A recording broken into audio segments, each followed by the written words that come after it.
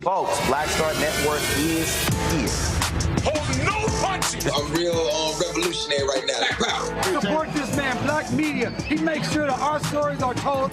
Thank you for being the voice of Black America, Roland. Stay black. I love y'all. All momentum we have now, we have to keep this going. The video looks phenomenal. See, this difference between Black Star Network and Black-owned media and something like CNN. You can't be Black-owned media and be scared. It's time to be smart. Bring your eyeballs home.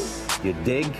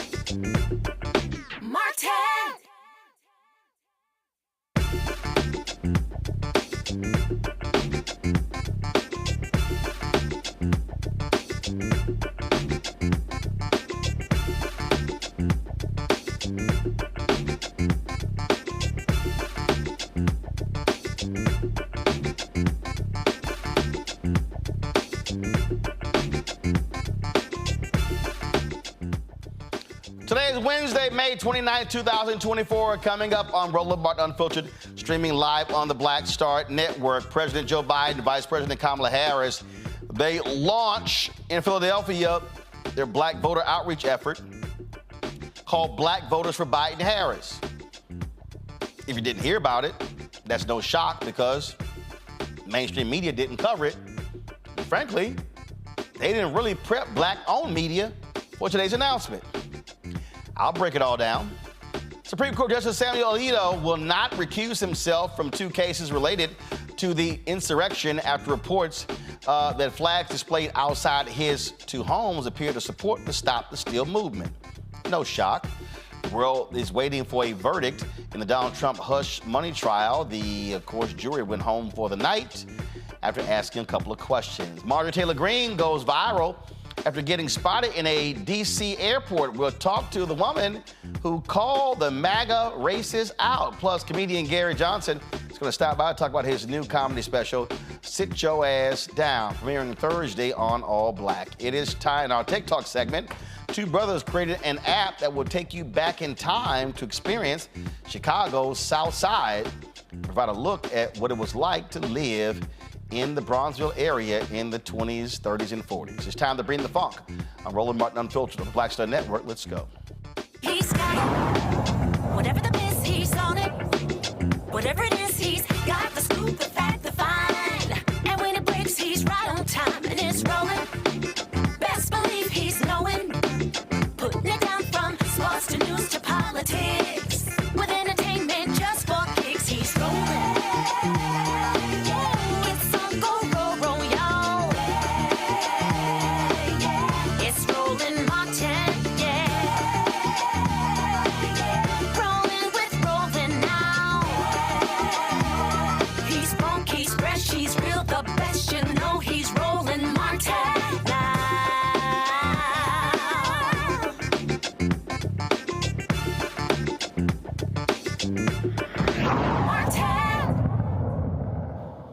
President Joe Biden and Vice President Kamala Harris made a joint campaign appearance today in Philadelphia to launch their Blacks for Biden Harris. It is the outreach effort that will define this campaign over the next 5 months. The initiative comes with Biden's approval ratings among African Americans at dangerous low levels. And so we're going to be, of course, breaking this whole thing down, as we always do.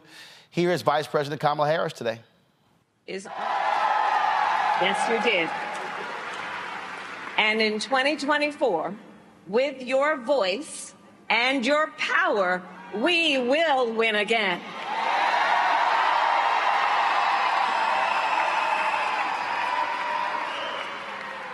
Philadelphia, in Joe Biden, we have a fighter, a leader with skill, vision, determination, and compassion. A leader who keeps his promises.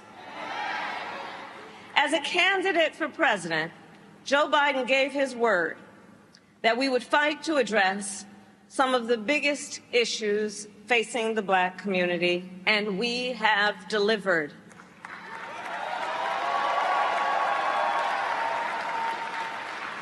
In 2020, Joe Biden and I vowed that we would lower the cost of health care like insulin.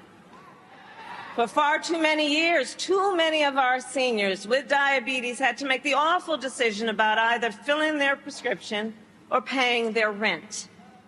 And Black Americans are 60% more likely to be diagnosed with diabetes. So we capped the cost of insulin for our seniors at $35 a month.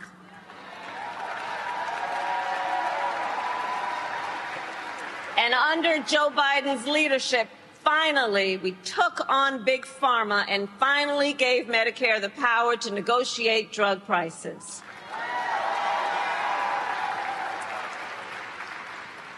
We also took on the issue of debt, which makes so many people feel like they can never get ahead. Take, for example, medical debt. We are now making it so medical debt can no longer be included on your credit score.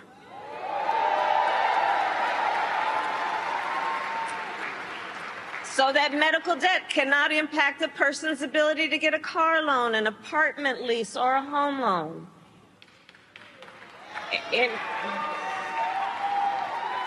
In 2020, we promised to forgive student loan debt You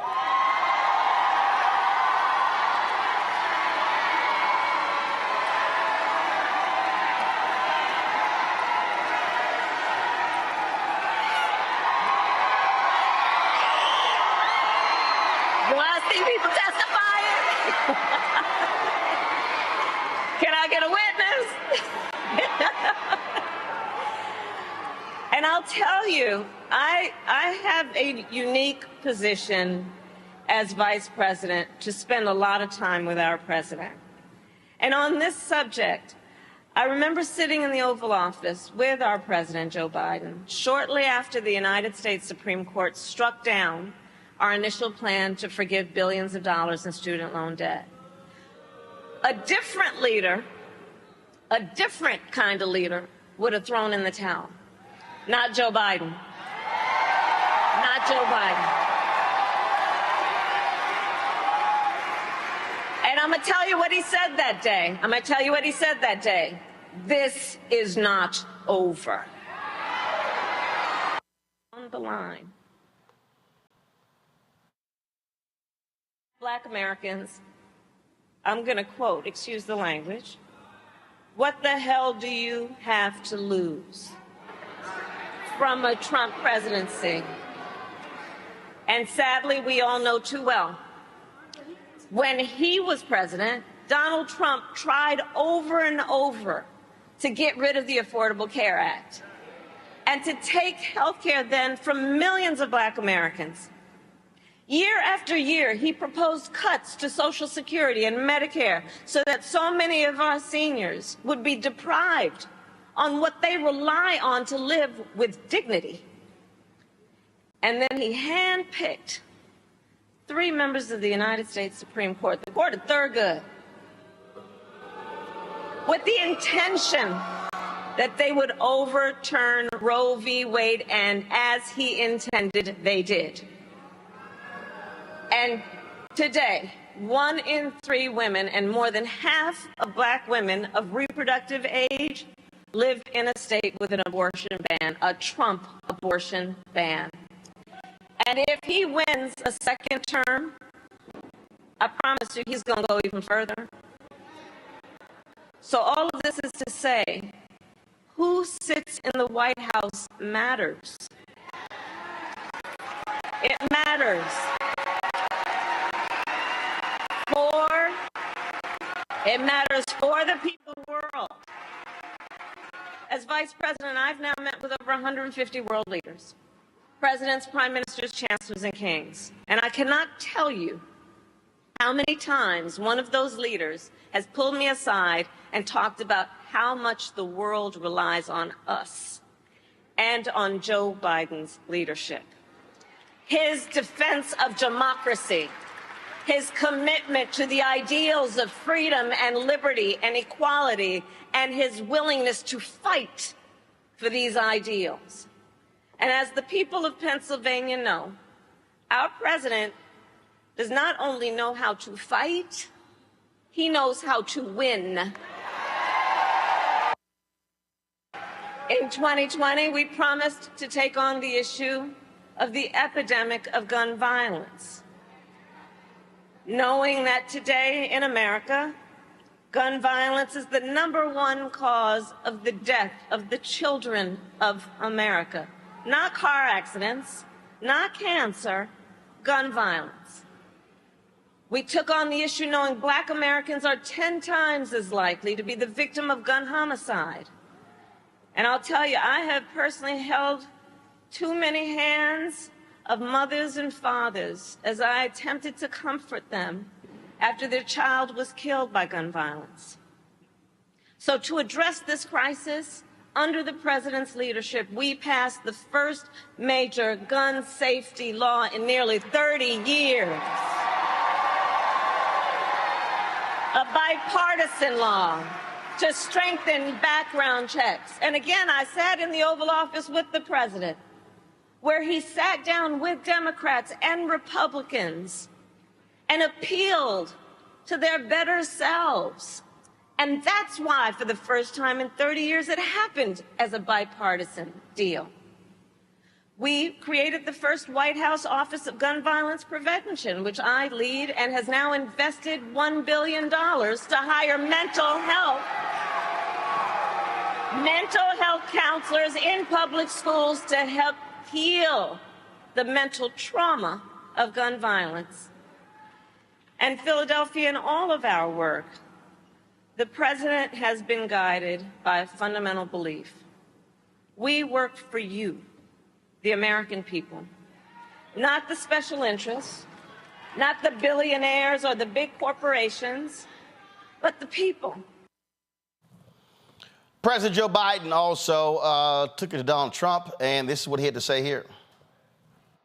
It's the same guy who wanted to tear gas you as you peacefully protested George Floyd's murder. The same guy who still calls the Central Park Five guilty, even though they were exonerated. He's that landlord who denies housing applications because of the color of your skin. He's that guy who won't say Black Lives Matter and invokes neo-Nazi Third Reich terms.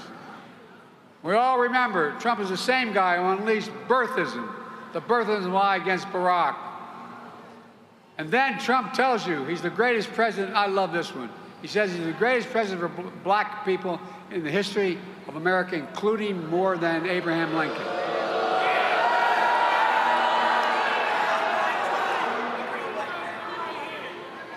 I mean, can you fathom that? Where in the hell? Like I said, I think he injected too much of that bleach in his. I think it affected his brain. All right, folks. So the event was held today in Philadelphia, and there's several things I got to speak to, and that is, first and foremost,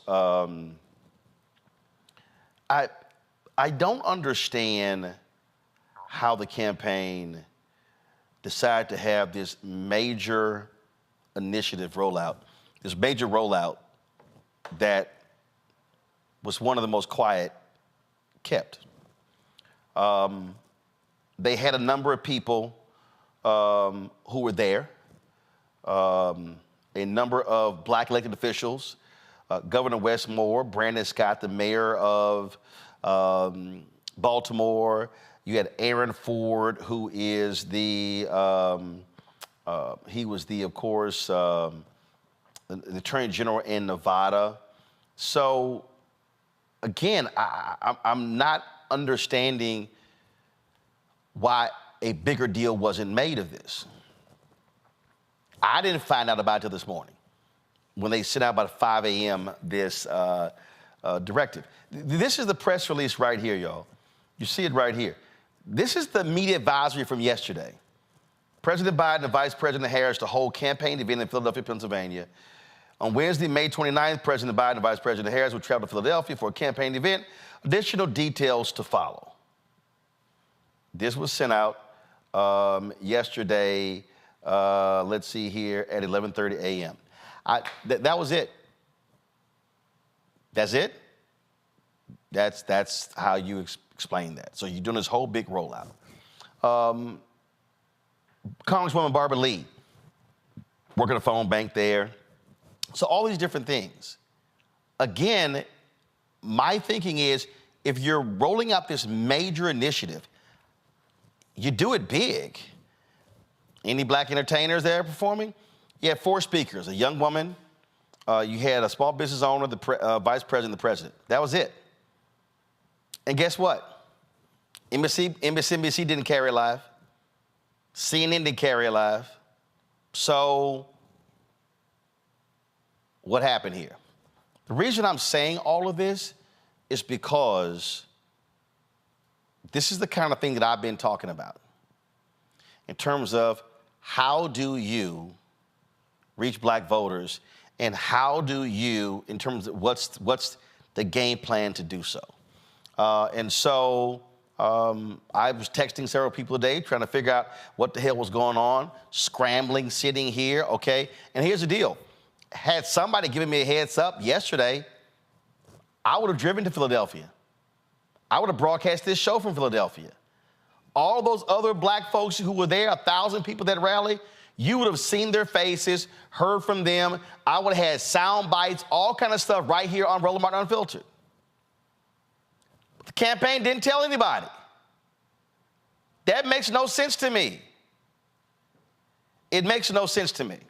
So they're going to be doing things over the next several days. Got events in Virginia. Here's my advice to the Biden-Harris campaign. Have a black media strategy to tell black people. I think in many ways, today's event was treated like it's a local event. You don't roll out a national initiative and you treat it like it's a local event. Are they going to be flooding black syndicated radio shows? I hope so. Are they going to be offering up people to come on this show and others and podcasts? I hope so. I'm just saying, today's event left a lot to be desired. My panel joins me right now. Rebecca Carruthers, Vice President, Fair Elections Center out of D.C. Robert Patillo, host People, Passion, Politics, News Talk 1380 WAOK out of Atlanta. Julianne Malveaux, economist and author out of Washington, D.C. You know, listen, the thing here, Rebecca, it was very frustrating for me today to wake up and I see this notice, and it was in the Washington Post, and it was like, what the hell is this? Where did this come from? And I had black media people hit me, had no idea what's going on, who knew. And then, so they had pool coverage. Well, I had to explain to the campaign, you got to pay to be a part of the pool. So if you don't, on the pool coverage, you don't get the video. And so it's like, I just don't get it. I just don't get what, if you're going to roll out a national initiative, roll it out. There's a way to do it. For me, today, okay, and look, Brian Tyler, he went on MSNBC, he went on CNN, okay, but that's not how you do a rollout. That's just me. Roland, I'm actually in Philadelphia right now. I've been here all day. And as I walked around the streets today, the only thing I heard people talk about was how bad traffic was. Oh, yeah, I think Biden and Vice President Harris is here today.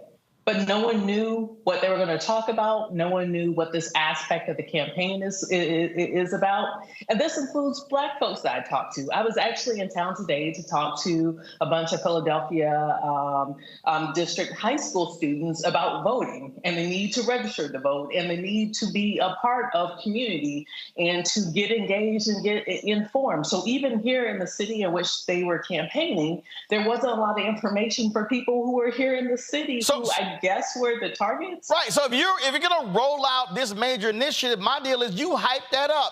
I mean, it's like, Harris, Biden, they're coming. Launch this major initiative next week. Here are the folks who are going to be here. And then what you do is you fan people out. I mean, again, it's like if this was, I guess this is supposed to be a national rollout. I don't know really what the hell it was. I'm just being straight up honest. And again, I've been texting campaign people all day. I've been on the phone. I've been calling other people. And I'm like, okay, if this supposed to be the major thing it is, who knew? The politicians might have known about it, but guess what? The activists, the people who actually knock doors and turn out voters across Pennsylvania, especially black voters in Philadelphia County, some of them aren't even in Philadelphia today. They're out of town at a conference preparing for the fall. So like the total lack of strategy here, it bewilders me. But here's the other thing that caught me off guard is for months and for years, we have been criticizing this administration for not talking to black folks. Listening to them and the soundbite that you played at the top of the show, they're talking to black voters. But guess what black folks need first? We need them to talk to us as equals. We need them to talk to us as constituents before you turn around and talk to us as voters. Because when you're talking to us as voters, it becomes purely transactional. And black people aren't feeling it this year. And it's going to be tough if this is how the Biden-Harris administration is rolling out their outreach to black voters. This is what I have been saying on this show, on radio, on social. And so no one can say, oh, this is all new, Robert.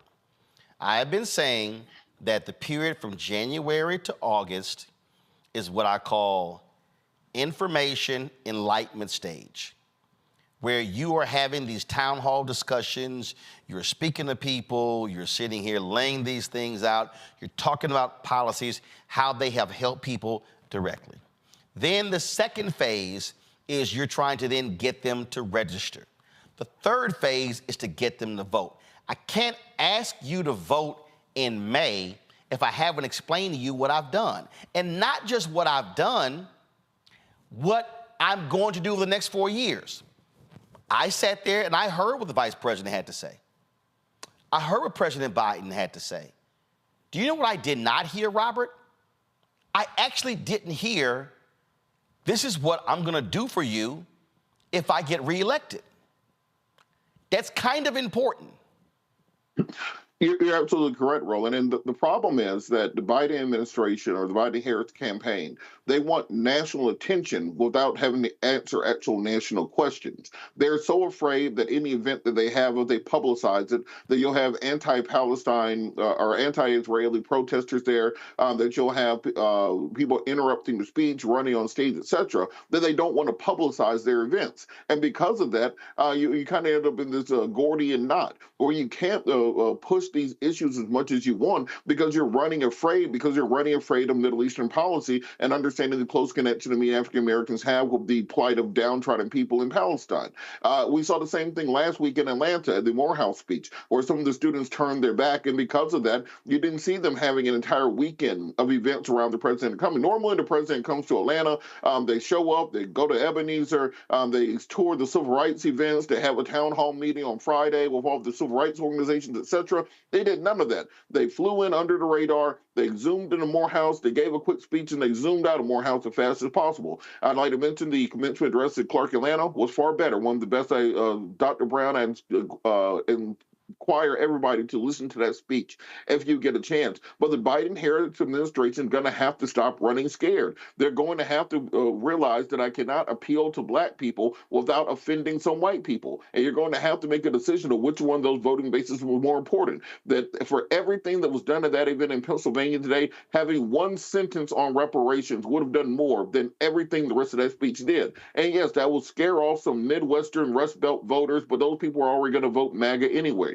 And they had one sentence in there talking about, look, we didn't get criminal justice reform done, but this is how we're going to get it done before the fall. Or we didn't get voting rights done, this is how we're going to get it done before the fall. I just saw Mike Johnson go to the White House and strike a deal on foreign aid with President Biden when they said that could never happen at all. The reason they ousted McCarthy was over this issue of federal aid, foreign aid to Israel and Ukraine and Taiwan, etc., and they got it done. So don't tell me you can't negotiate on voting rights. Don't tell me you can't negotiate on criminal justice reform. So their message is falling on deaf ears, and they need to take all the black folks they got in that room in the White House making these black policies and just show them out the door. Bring Roland and some more folks in who really know how to talk to these communities. You're going to have to get on Black AM radio. You're going to have to get in and not just go on the Breakfast Club because you think that talks to the most people. You're going to have difficult conversations with the black community about what hasn't gotten done and what's going to need to get done. But if you just want these self-aggrandizing and campaign stops where you have no questions and you play flowery music, you're going to continue to see those numbers drop. And I don't see a turnaround coming anytime soon. Julian, let me be perfectly clear. Do I believe there needs to be a concerted effort to reach black voters? The answer is yes. Do I believe that what the vice president has been doing when she's been traveling, she went to Atlanta, she was in Detroit, they're planning other stops talking about economic policies? The answer is yes. But I also think it has to be different. I thought in Detroit, in Atlanta, there was Q&A with the guys with Earn Your Leisure. In Detroit, it was a traditional speech. In Milwaukee, it was a Q&A with D.L. Hughley. To me, though, I think they should be town hall conversations. I think there should be questions from a variety of people, again, talking about economic issues. I believe that, again, if you're going to have, and again, I'm sitting here looking at Twitter, and I'm looking at all of these different black elected officials who were there. You got the Attorney General from Nevada, criminal justice issues, the governor of Maryland, the mayor of Baltimore, and other black mayors as well. And I'm just sitting here going, okay, great. That was a rally there that lasted 39 minutes. We live streamed it. 2 speakers, president and vice president. Okay, what else was there? Again, if this was the big national rollout, I'm sorry. It was like hot air being let out of a balloon because folk didn't know. This is just me. If I'm gonna have a national rollout of Blacks for Biden-Harris, it was at 2 p.m. What I'm gonna do, I'm gonna say, okay, what Black syndicated radio show host is in afternoon drive time? That's D.L. Hughley. Hey, D.L., we want you broadcasting your show from the site of the rally. So when the rally is over, we're going to take a lot of these officials and we're going to walk them right over to you and have them on your show. That's how I'm going to do it. I'm going to sit here and say, I want other, if there are any radio talk show hosts who are in drive, look, Karen Hunter's show was in the afternoon, around the same afternoon, same time. I'm going to have her there as well. Again, I'm actually trying to make this thing a big thing. That's what I'm doing. I'm sitting here thinking about Black podcasters. I'm thinking about Black digital shows. I'm thinking about Black influencers on social media. That's what I'm doing. I'm sorry. I didn't spill any of this. And I'm just like, again, I was a little pissed this morning because I had no idea it was even happening. And I was like, and again, it's 2 hours down the road. I mean, I made clear, if they had said anything, I would be doing this show right now from Philadelphia, and even if it wasn't at that location, I would be at some Black location, and I would have Black folks from Philadelphia, activists and others on the air. Roland, you would see interviews. You would see interviews right now. One of the clumsiest rollouts. You would see. Hold on. You will see interviews. You will see interviews of Wes Moore, of Brandon Scott, the other Black mayors, of Aaron Ford. You will see all of that. That, to me, you got to plan that stuff out to get maximum effect. The cable networks totally ignored it. And so I guarantee you, by this time tomorrow, if they look back and look at the coverage, you're going to literally see about that much coverage because, frankly, it wasn't rolled out properly. Well, Roland, what I'm seeing is, first of all, I want to say something to Robert. I want to just say, congratulations, brother.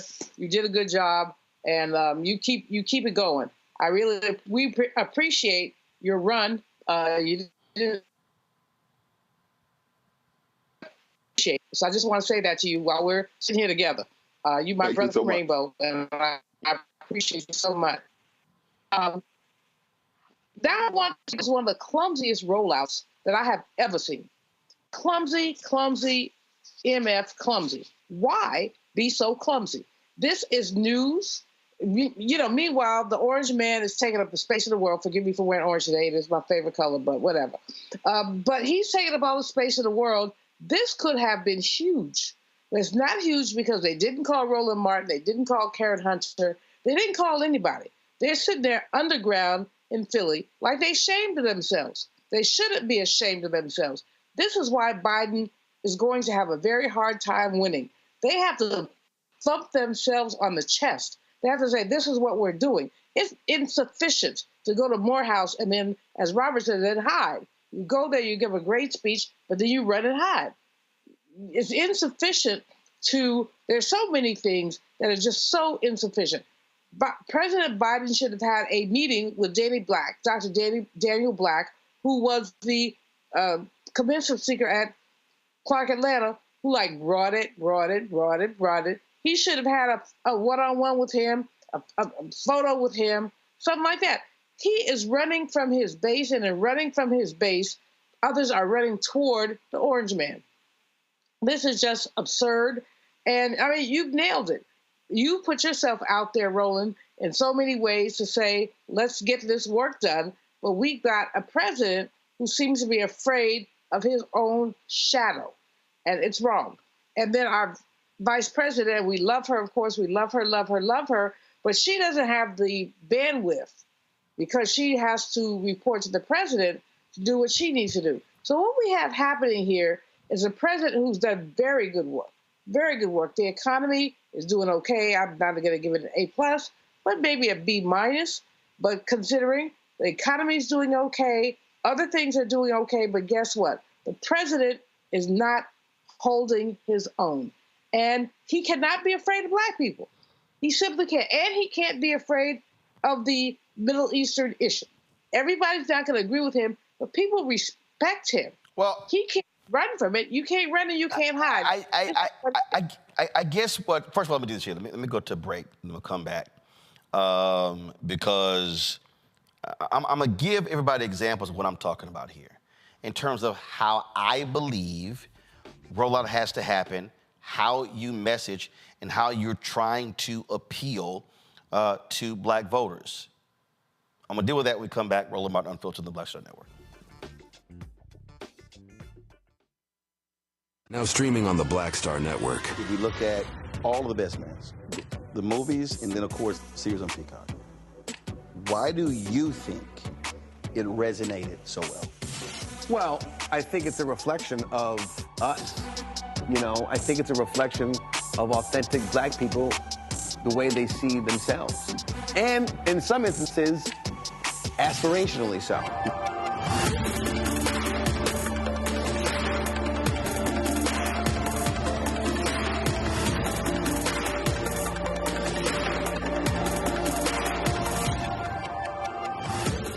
Fanbase is pioneering a new era of social media for the creator economy.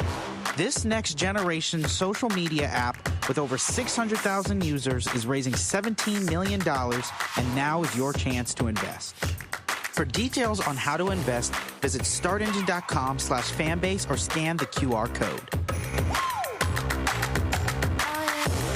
Another way we're giving you the freedom to be you without limits.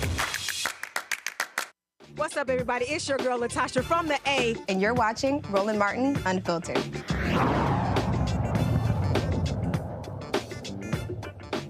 All right, folks, welcome back, Roland Martin Unfiltered. So, as I was looking through some of the social media posts of some of the different Black elected officials who were there today in Philadelphia, so Aaron Ford, who's the Nevada Attorney General, he actually posted this here, and I thought it was pretty interesting. And so this is a graphic here. The Biden-Harris record for Black Americans.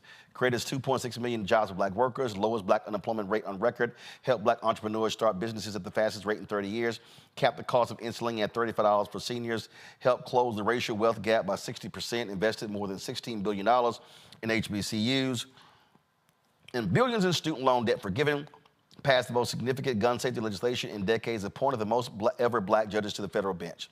It says Pennsylvania for Biden-Harris. Okay, I don't know who created that graphic. I think it's a great graphic. Here's what I don't understand. From a campaign standpoint, why wasn't that stuff kicked out everywhere? Everywhere. Everywhere. Not a white page, not a white paper, not a long speech, that graphic. Remember what we did the other day when we talked about federal judges? Okay, actually, I'm gonna show you, no, don't go to it yet. Don't go to it yet. Because I'm gonna show y'all something. What happened was there was a tweet that went out. There was a tweet that went out on the day, and it was from Chuck Schumer.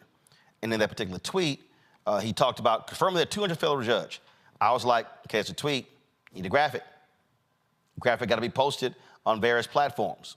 TikTok, Snapchat, these platforms. Here's what happened. So the next day, this was the graphic right here that was on Chuck Schumer's Twitter page. Go to it. Senate Democrats have confirmed 200 judges to lifetime appointments under President Biden. That's great. That's wonderful. Guess what? Want to see a Black-specific graphic? Right here. 200. That's how many federal judges the Dem-run U.S. Senate has confirmed. 58 Biden-Harris judges are Black, the most appointed by any president in one term in history. Hashtag Black Judges Matter.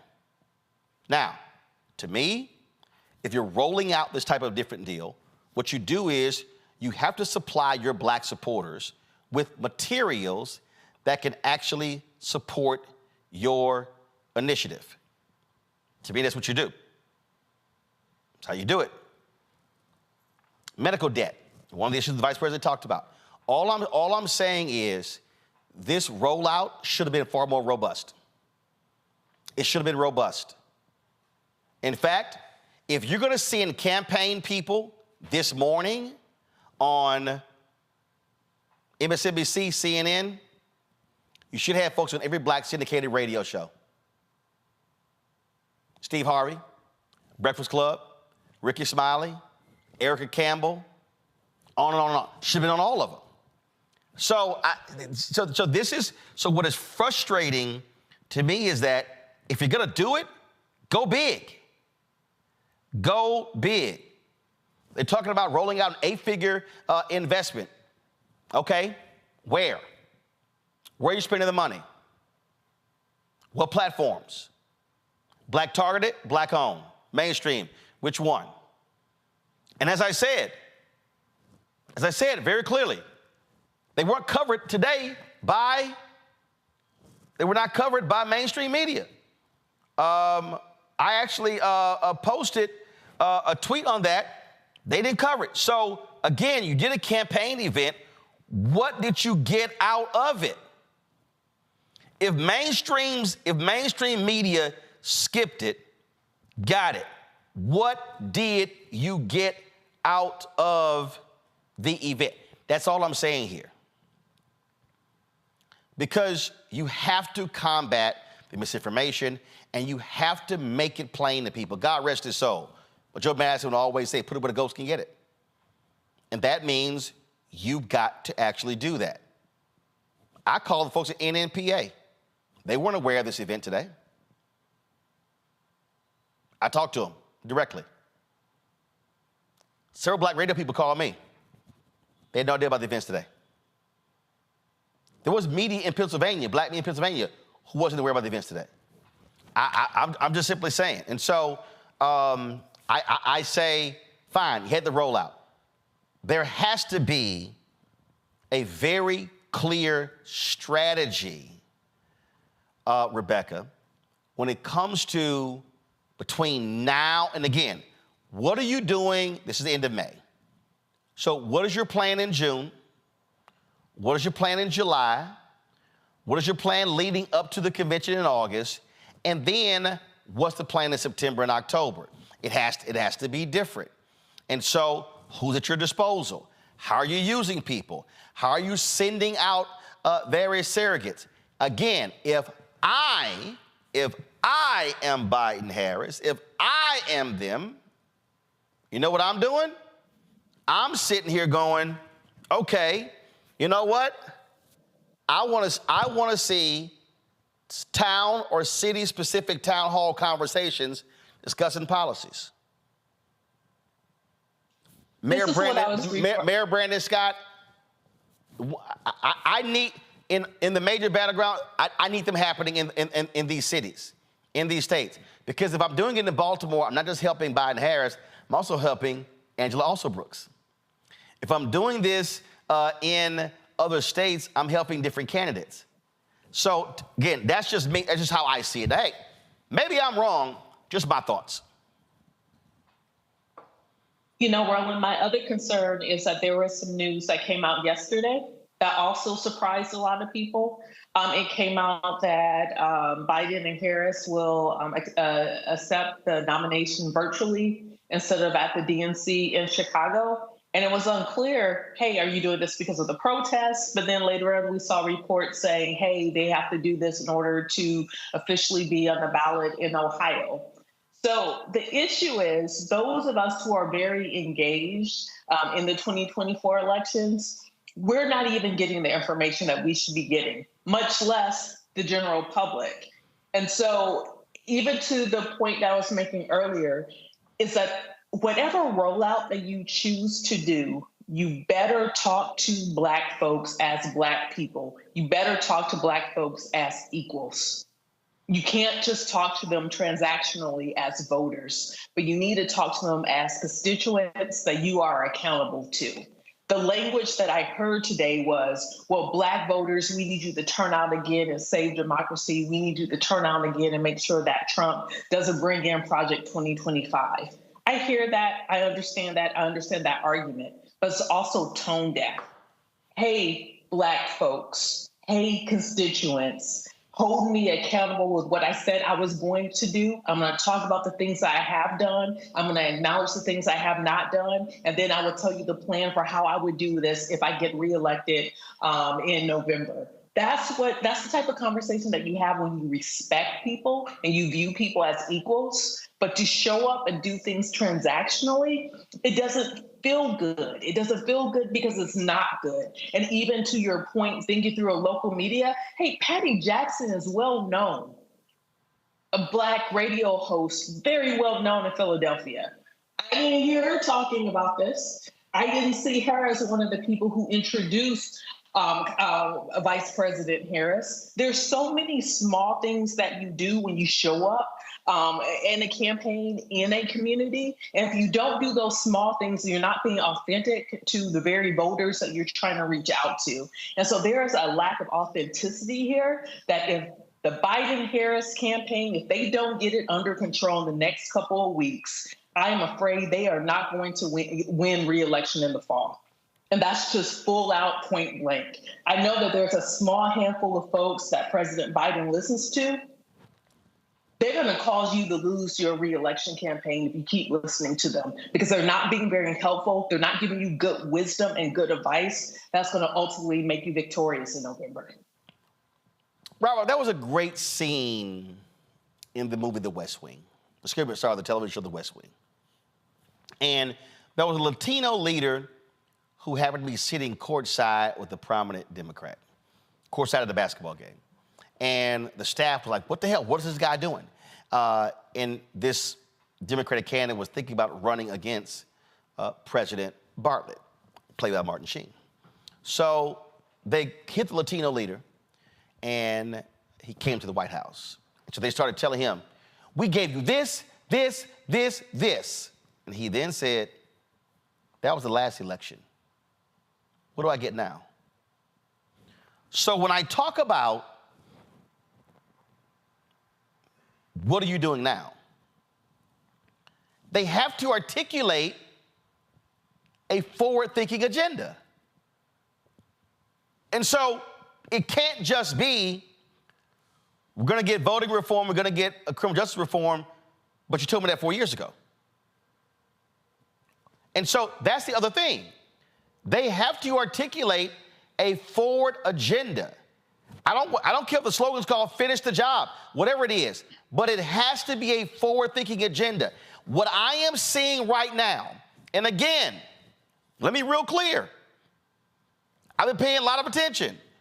What I'm seeing and hearing a lot is, we did this, we did this, we did this, which is all stuff that you have to say. But you also have to articulate, but this is what I'm going to do for you if you give me 4 more years. You're absolutely correct. And deep in the Atlanta market, the Biden and Harris campaign has been running these Trump or the devil commercials just into the ground. Trump is racist. Trump. Everybody knows that already. You're no longer moving the needle. You're wasting your money running those campaign commercials. The people who think Trump is a racist already aren't voting for Trump. The people who don't think Trump is a racist already are voting for Trump. You're not creating new voters. You're just simply navel gazing at that point in time. You need to be focusing on, one, the things that you have done and the things you will do. One thing that I have not heard this administration highlight at all is the fact that the first Black female Supreme Court justice was appointed by them, the first Black female vice president, the first Black female UN secretary, first Black female on the Federal Reserve, first Black female press secretary, African-American male being head of the Joint Chiefs of Staff, being defense secretary, 58 federal court judges. I will create a commercial of just Joe Biden shaking the hands of all the prominent African Americans that he has appointed, and then having him standing there saying that I've done this thus far, and this is what the agenda will be going forward. All the way down the HUD secretary, down the line. If you put Pete Buttigieg on television, you can take all of those appointees that Joe Biden has had and push them out nationwide to every, not just syndicated, every local Black talk radio station and podcast around the country. If you notice with former President Trump, he will go on any podcast. He will go on any radio show. He will show up at any event. He will answer any question. He will talk to the voters because he's not afraid of his voters. President Biden has to stop running afraid because he seems to be more intimidated by Benjamin Netanyahu than he is by the entirety of the black community. As long as he runs on the campaign of being afraid and not wanting to answer the tough questions, well, you're not going to see any movement happening. And everything they said in that speech in Philadelphia, I can see the eye rolls and the groans taking place among voters who are hesitant to vote right now because you're not pushing that bold agenda going forward as to what exactly you are going to do in the next 4 years. And there are many people who have nostalgia now for those 4 Trump years. We can no longer simply discount the black people who are supporting Trump. You got one of those influential young black female rappers, Sexy Red, running around the country with a MAGA hat on saying, "Make America sexy again." You got Waka Flocka Flame. You got Lil Pump. You got Woe Vicky. You got Teddy Riley. You got a lot of people in the community where it's starting to hit a tipping point where you can no longer simply say, well, those are just some crazy Negroes. Now you have to say, well, this is actually some statistical evidence saying that there are some young black voters who grew up in that period of time where you had President Trump as basically a reality show host as president, being entertaining, giving out stimulus checks to people, giving out PPP loans to people, telling your mama jokes, all those other things. And they see that through a lens of that being their childhood, that being a better time, that being a better day. And they see the Biden administration as being the adults in the room, paying the bills, keeping us out of wars, being boring. And you have to realize you have to message to those folks because that's the new generation of voters. They're not tied down to the traditions of the black community. They're forging an entirely new future based on their own lived experience. And if you don't recognize that and address that, you're going to fall behind. So here's the thing, as I look at this, Julian, and again, I was just sitting here thinking about imagery. I was thinking about the couch. Mm-hmm. And again, now some would say, oh, you're playing fear.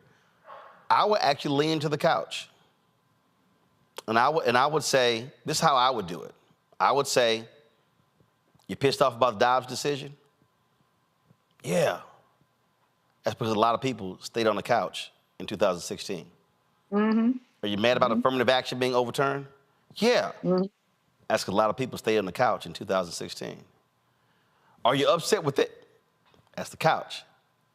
Mm-hmm. I would make, here's the deal, and this is the crazy thing. They have a story to tell. I'm going to say this, and for the life of me, I have no idea why this White House and why the campaign doesn't do this here. This has been the most active civil rights division of the Department of Justice since Robert Kennedy was the Attorney General. They have put wardens in jail, jailers in jail, cops in jail, hate crime convictions. They've tackled redlining, on and on and on. They never talk about it. You did not get the George Floyd Justice Act. Got it. But you have a DOJ that is actually being aggressive in dealing with criminal justice reform. How do you not talk about it? What they've done is they've created this whole notion that no, we gotta create this wall between DOJ and the White House. Yeah, but you don't build a 30-foot wall to keep yourself out. You can't. They can literally say, Biden could stand there and say, under my Department of Justice, there are 10 patterns and practices, investigations of police department when it comes to police brutality, the treatment of American citizens. There was one under Donald Trump. Really? Hold on, I'm not done. He could say, we've invested in police training, but we've also held them accountable for bad actors when they do wrong. I do not understand how you have a criminal justice reform story to tell and they won't tell it. I am flabbergasted, and I have literally asked top White House officials, why do y'all never bring it up? I don't hear it coming from the White House podium. I don't hear it in his speeches. I don't hear it in her speeches.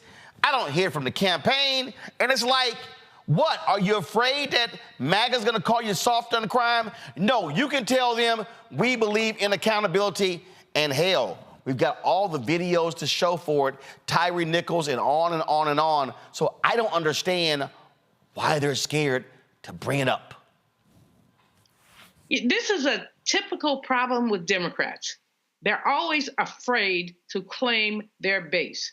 There are a lot of things they have to say, they can say, really about, as you say, criminal justice reform or any number of other things. They're afraid to claim their base. They think they're going to alienate some crazy white man with a MAGA hat who wasn't going to vote for them anyway, but they're afraid of that. And, you know, Roland, I've been reading, I guess I'm bored, Project 2025, which is frightening. And I would invite our people, those who are watching you, who are, I guess woke might be the word we might use, go read that stuff. Go see what they say they're going to do. They would eliminate the Department of Education. They would eliminate student debt reform, relief. There are a list of things. Of course, affirmative action and DEI are under the bus right now.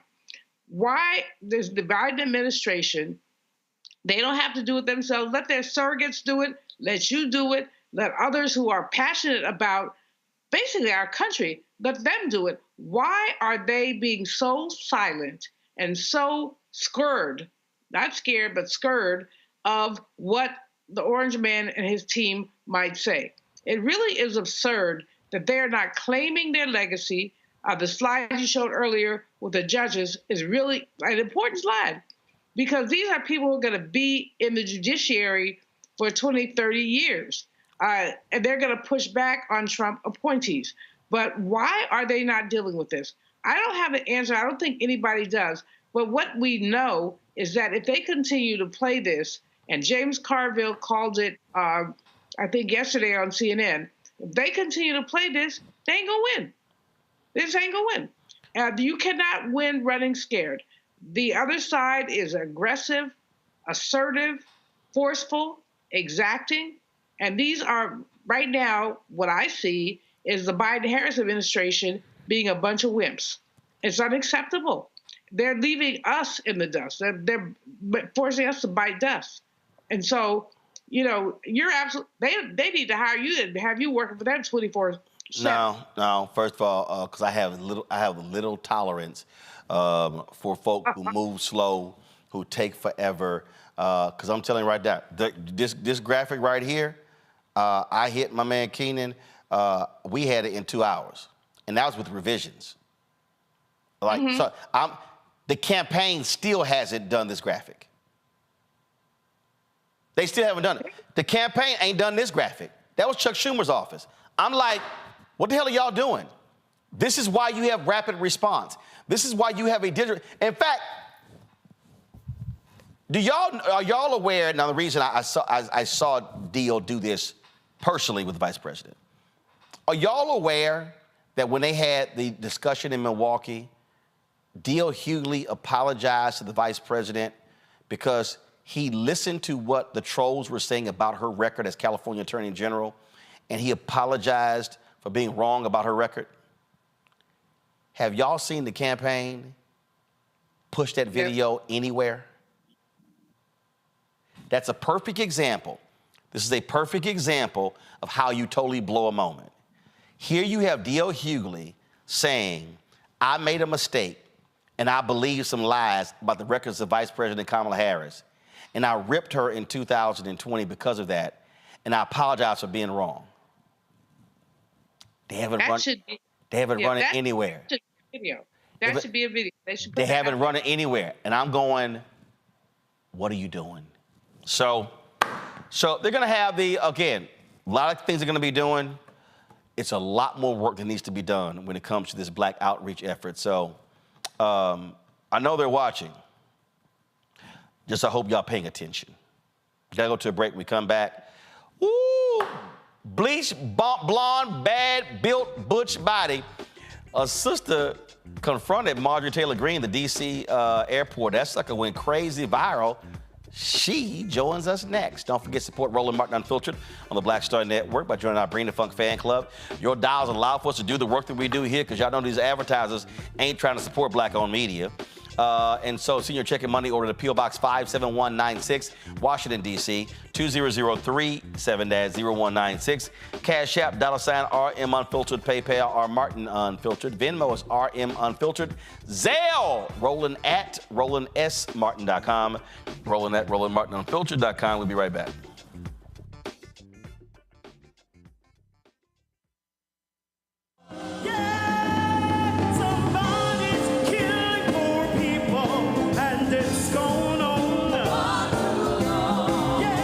COVID happened, poor people were dying at a rate already of 800 people a day. Before COVID, if you went to a funeral every single day, it would take you 600 years to attend all the funerals of the people who will die from the ravages of policy violence, poverty, and low wages in America in just 1 year. It would take you 2 years and 19 days to go to all of the funerals of the people that will die today, and oftentimes silence.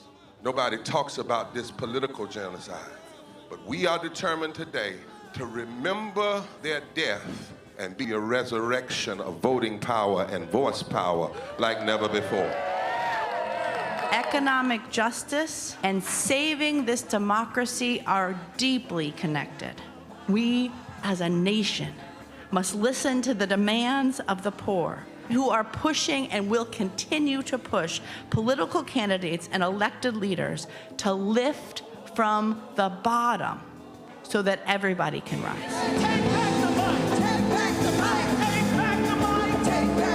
We are the poor, the marginalized, and the underpaid. And we are taking one step forward to say that everybody has a right to live. Poverty is not the fault of those who are impoverished. It is caused by those who make the policy. There are over 135 million poor and low-wage, low-income people in this nation. The biggest block of potential voters by far is low-income, low-wage voters. I can't afford medicine. Sometimes I have to skip because of the cost. The farm worker community is tired of the violence imposed upon us by greed, exclusion, and denial of basic human rights. Those folk that represented by that casket, poor and low-wage workers who are the most moral people in this country because they go to work every day believing, even though going to work is hazardous to their health. I'm tired of working 70 to 80 hours a week and still not have money for the necessity of bills. I'm tired of getting sick and not being able to go see the doctor. Having to make a choice to pay between rent or the light bill or food or clothes. You cannot claim to care about families and a culture of life and then do everything in your power to rob people of equal access to resources and to force them to live in poverty. Leadership of both parties had waged war on poor people and low-wage workers. And this government has treated people experiencing poverty, including their military families, with disdainful, deliberate, malicious neglect. So the truth is that my son died from poverty. We refuse to accept poverty as the fourth leading cause of death. The fourth leading cause of death in this, the richest country in the world. We march today for our children and the generations to come. And we need to do it with the loudest voices possible, the biggest actions possible. We will voice our demands and register our vote. When we stand up and when we stand together, things change. There is the electorate that is, and then there is the electorate that should be. 34 million eligible poor and low-income voters did not vote in 2016. If just 20% of those voters in swing states were mobilized around an agenda, they could change the political outcome of every election. So we're launching the most massive voter mobilization and turnout campaign in history of poor and low-wage voters, allies, and religious leaders. People are dying, but we know it doesn't have to be this way. And so we are calling on everyone to join us in this Poor People's Campaign, a national call for more revival. We are here, we will be seen, we will be heard, and our power will be felt. We don't need to be an insurrection. We are a resurrection that will be felt across this country. Are you ready? ready, ready, ready. We are a resurrection, and we are ready. And we won't be silent anymore.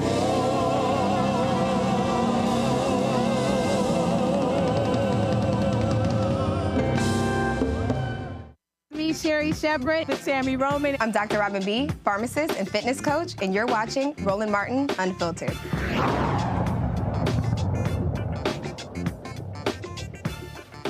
Well, crazy deranged Marjorie Taylor Greene goes viral again. This time, she didn't even open her mouth when a black woman called her out at the D.C. airport. Watch this. Beach blonde, bad Bill. How you doing today? How you be? You didn't like that, huh?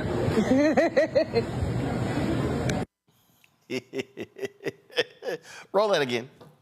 Beach blonde, bad Bill. How you doing today? How you be? You didn't like that, huh? Well, that woman is Kia Kroom. She recorded that video. She joins us now from D.C.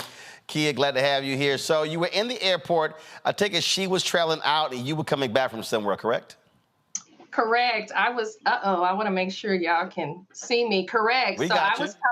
I was coming back from Los Angeles. I'd been at a conference, and I remember seeing people taking pictures with her. And I'm like, is that? And I'm like, I don't know why on earth anybody would be doing that, but whatever.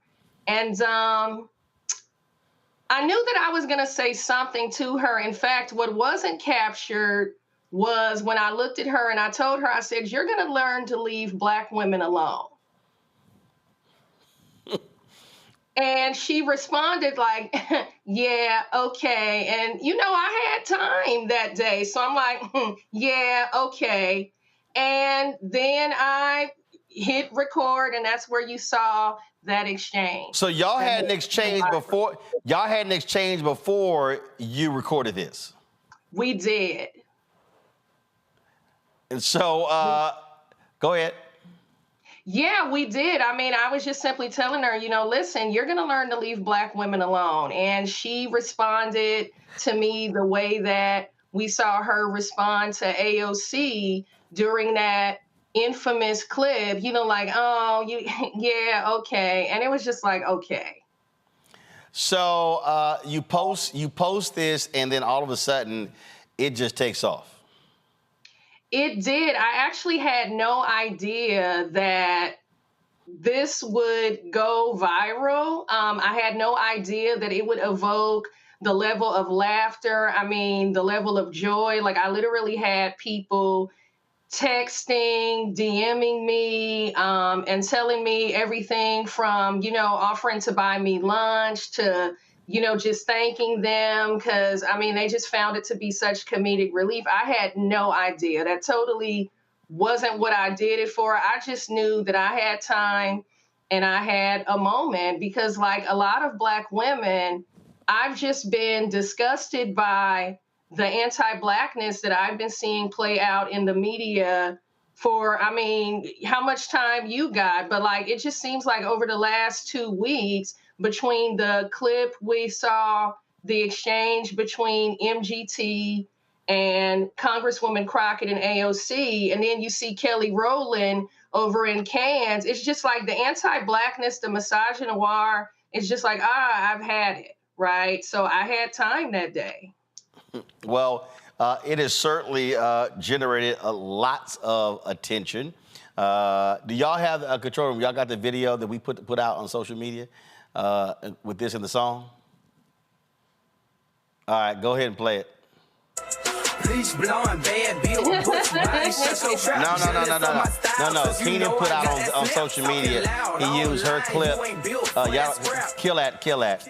On social media, Keenan posted the clip of Kroom with her. It was hilarious. Hold on, let me see if I can find it. Because I saw it, I was like, I said, oh, this is just too much right here. And it's gotten probably, let's see here. All right, check it out. Let's see. So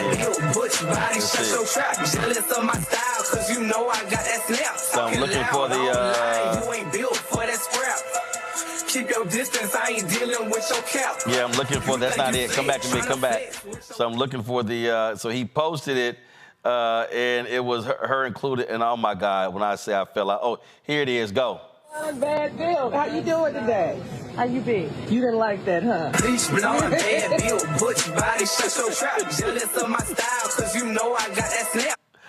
Oh, that was just too much. And again, you see right here, oh my God, we've got more than 2,200 comments. Almost 24,000 folks have liked it. Just flat out hilarious. Questions from the panel. Robert, you first.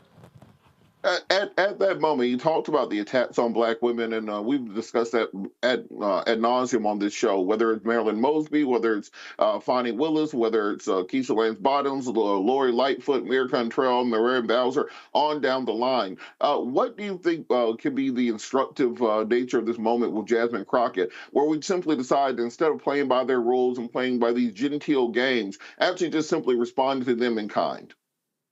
Yeah, I mean, I'm just gonna be honest, like under ordinary circumstances, I'm a sweetheart. I'm probably the sweetest person you could ever meet in life. And yet I'm tired. And I mean, I don't know if because Nah, come on now. You calling yourself sweet. I am. You know. Come on now. If you want it, it's here. Come on, kid. Really, really sweet, really sweet people ain't that petty. Like, I know I'm petty. I know I'm petty.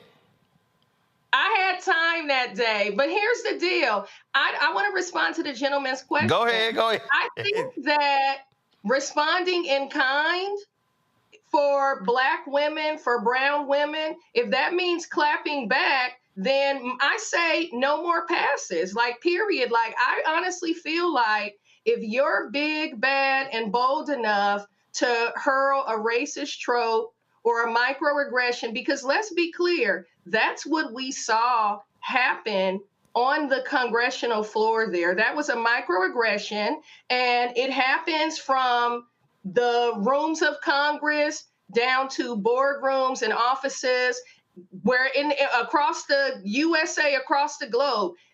I'm of the mind at this point that in kind, if you're big, bad, and bold enough to hurl a trope, you're big, bad, and bold enough to get it right back dug in your face. You know what I mean? And that's just where I'm at, because I think that it's taken as passivity. I don't know if it's taken as passivity. What I see a lot of women of color, black women doing when attacked, because when you're attacked, especially in a public discourse like that, it's very like disorienting. And I don't know how Congresswoman Crockett, like, I commend her for holding her composure. Like, I saw, a little like, and like, she said, ain't nothing, about me, or whatever she was saying in that moment. But I can't imagine how humiliating that had to feel at that point in time. So you know what? The instructive, as far as I'm concerned, is really no more passes. I'm a firm believer in calling that behavior out and pulling it up by the root, even if it's, so this is what we're doing in this moment, like Congresswoman Crockett did. I just want to be clear. So this is what we're doing. But no more passes. It's just too much. Just a quick follow-up also. Marjorie Taylor Greene, in response, posted a picture in a bikini this weekend. Do you think that will change the conversation about her being bad, built with a bush body? Hell no, because it was Photoshopped. No. And somebody dared to comment, she would beat your butt or something like that. And I'm like, okay, I don't throw hands. I deal with lawyers and I'm not going to say, but listen, I'm not going to throw hands with her. Too many people in my family depends on me and rely on me to find myself in some fisticuffs, as my grandmother would say, with somebody. Like, I don't even have anything for that, but absolutely not. Absolutely not. No. So Robert, Rebecca, this is the photo Robert was referring. Ugh. Okay, Rebecca, go ahead. Oh, bless her heart. Thank you so much for being on the show tonight. I know that you are not a professional troll. I also know there's a lot of people who want to support you. So can you tell us more about who you are, what you do, and how we can support you? Yeah, so I own a global fundraising firm called Kia Kroom Fundraising and Philanthropy. My claim to fame, if you will, is having raised nearly $1 billion for social justice causes led by and serving Black and Brown people. And I mean, I love it. I meet some of the most incredible Black women, brown women you could ever imagine, women that are really on the front lines trying to affect social change and fight structural inequities, which is, I think, why, you know, that moment we witnessed struck me so much, because I look at it this way. Here you had Congresswoman Crockett, you know, people are assembled to take care of business at hand, and you have someone making a mockery and a caricature of a Black woman in a public discourse. The Black women and brown women that I know are laying down their lives for the sake of social justice, like Black women have always done. So that is the work that I do. And you can find me at www.kiakroom.com and drop me a line. My social handles are the same, Kia Kroom. And I'm happy to connect with anybody that's about social change and as passionate about it as I am. Thank you for having me. Julianne? Okay, baby sis. Google me, call me. I am taking you to lunch. I live in D.C. You the bomb. Yes. So just JulianneMalvo.com. I will be happy to buy you lunch and to basically hang out with you. I'm just loving what you did. That's one. Number two. These people, this misogynoir, has been so advanced that they attack us from our credentials to our eyeglasses. To our appearance. From our credentials to our, yes. And so this is unacceptable. So thank you for calling that BBB. And there was a missing B there, you know, because of the BBB. Roland knows what the B is. But basically, thank you for calling her out. Now, the other piece of this is, it's not just MTG. She's a nasty piece of work, but she's been one since she was born. She doesn't even need to be breathing the air. That's a waste of air. What is your thought as a PR maven and a fundraiser about how we deal with misogynoir more broadly? Robert called out some of the names. We've seen them. Angela also Brooks. She needed training wheels. Give me a break. We could go down the list. Black women are under attack. How do we fight back? Yeah, I mean, no more passes. Period. No more passes. You big, bad, and bold enough to say it. You're big, bad, and bold enough to get caught out, whether we're calling it out on the spot. And I understand that things impact people differently sometimes, because these moments can be so jarring. We have to collect ourselves. But I'm a proponent of calling this out and uprooting it wherever it rears its ugly head.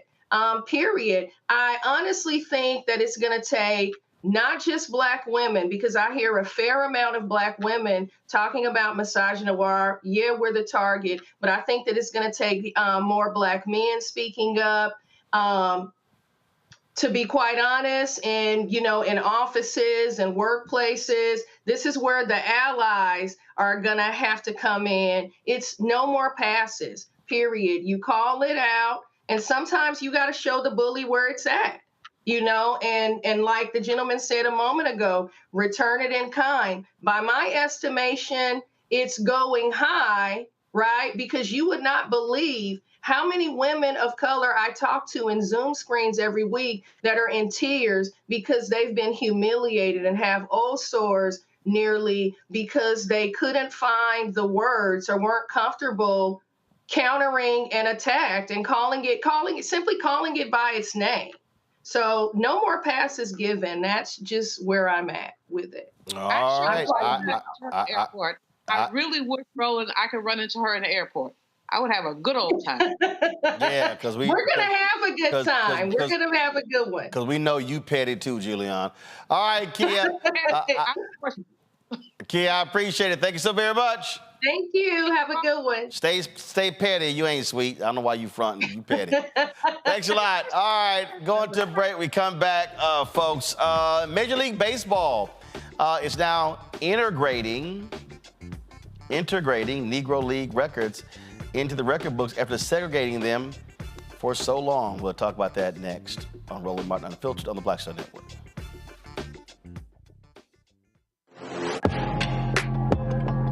A lot of y'all have been asking me about the pocket squares that we have available on our website. You see me rocking the Shibori pocket square right here. It's all about looking different. Now look, summertime is coming up. Y'all know, I keep trying to tell fellas, change your look, please. You can't wear athletic shoes every damn wear. So if you're putting on linen suits, if you're putting on some summer suits, have a whole different look. The reason I like this particular pocket square, the Shibori, is because it's sort of like a flower and looks pretty cool here versus the traditional boring silk pocket squares. But also I like being a little different as well. So this is why we have these custom-made feather pocket squares on the website as well. My sister actually designed these after a few years ago. I was in this battle with Steve Harvey at Essence, and I saw this at a St. Jude fundraiser. I saw this feather pocket square, and I said, well, I got some ideas. So I hit her, and she sent me about 30 different ones. And so this completely changes your look. Now, some of you men out there, I had some dudes say, oh man, I can't wear that. Well, if you ain't got swagger, that's not my problem.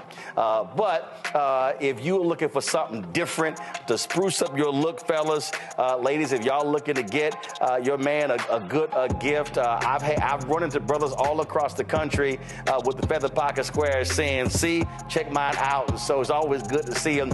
And so this is what you do. Go to RolandSmartin.com/pocket squares.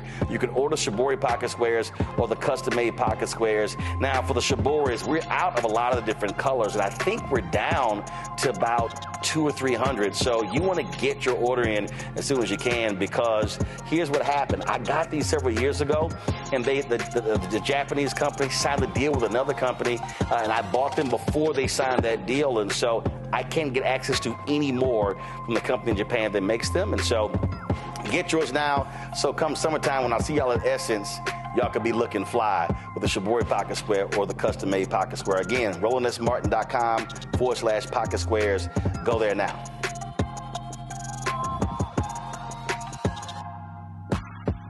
Next on the Black Table with me, Greg Carr. Brown versus the Board of Education. The history books call it the court decision that ended racial segregation in American schools. But a brand new book, Jim Crow's Pink Slip, uncovers a devastating unintended consequence of that 1954 Supreme Court decision. We may, if we were lucky, have been the very last generation of Black students to have experienced these generations of Black teachers who have never been replaced. Dr. Leslie Fenwick joins us to talk about her book and the actions following that landmark decision that dealt a virtual death blow to Black educators. That's next on the Black Table, right here on the Black Star Network. On a Next A Balanced Life with Dr. Jackie, we're talking all things mental health and how helping others can help you. We all have moments where we have struggles, and on this week's show, our guests demonstrate how helping others can also help you. Why you should never stop giving and serving others on a Next A Balanced Life here on Black Star Network. Hey, it's John Murray, the executive producer of the new Sherry Shepherd Talk Show. You're watching Roland Martin Unfiltered.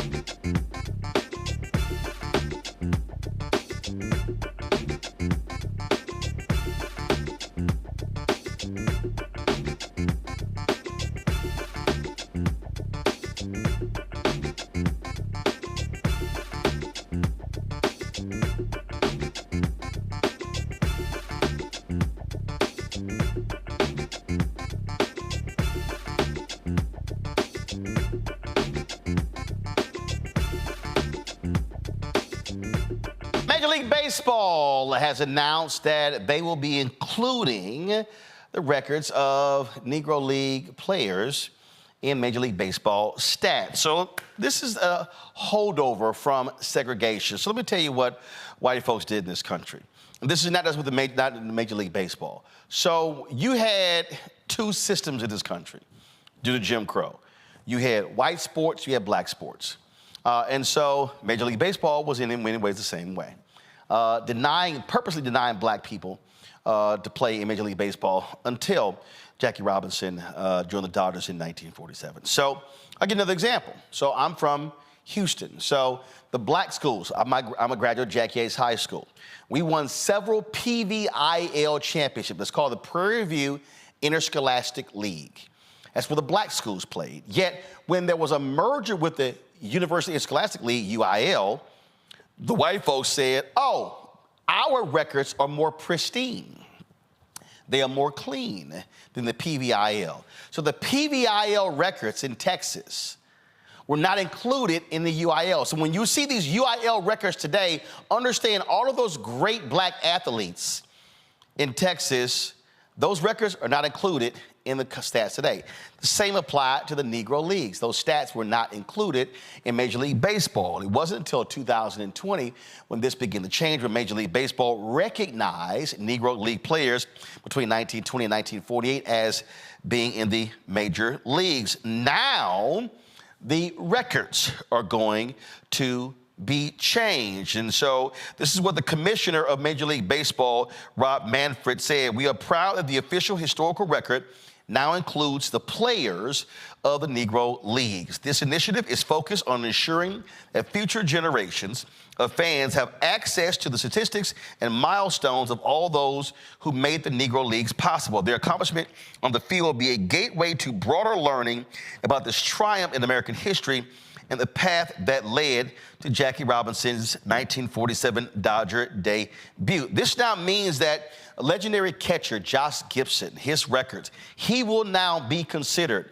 the major league record holder in a variety of categories. Includes all-time leader in batting average, slugging percentage, and OPS, and holds the all-time single-season records in each of those categories. Again, the article says Gibson was one of more than 2,300 Negro League players, including 3 living players who played in the 1920-1948 era in Bill Greason, Ron Teasley, and Hall of Famer Willie Mays, included in a newly integrated database at MLB.com that combines the Negro League numbers with existing data from the American League, National League, and other major leagues from history. And see, this is the thing here, Robert, that I think people have to remember. It was called the major leagues not because of talent.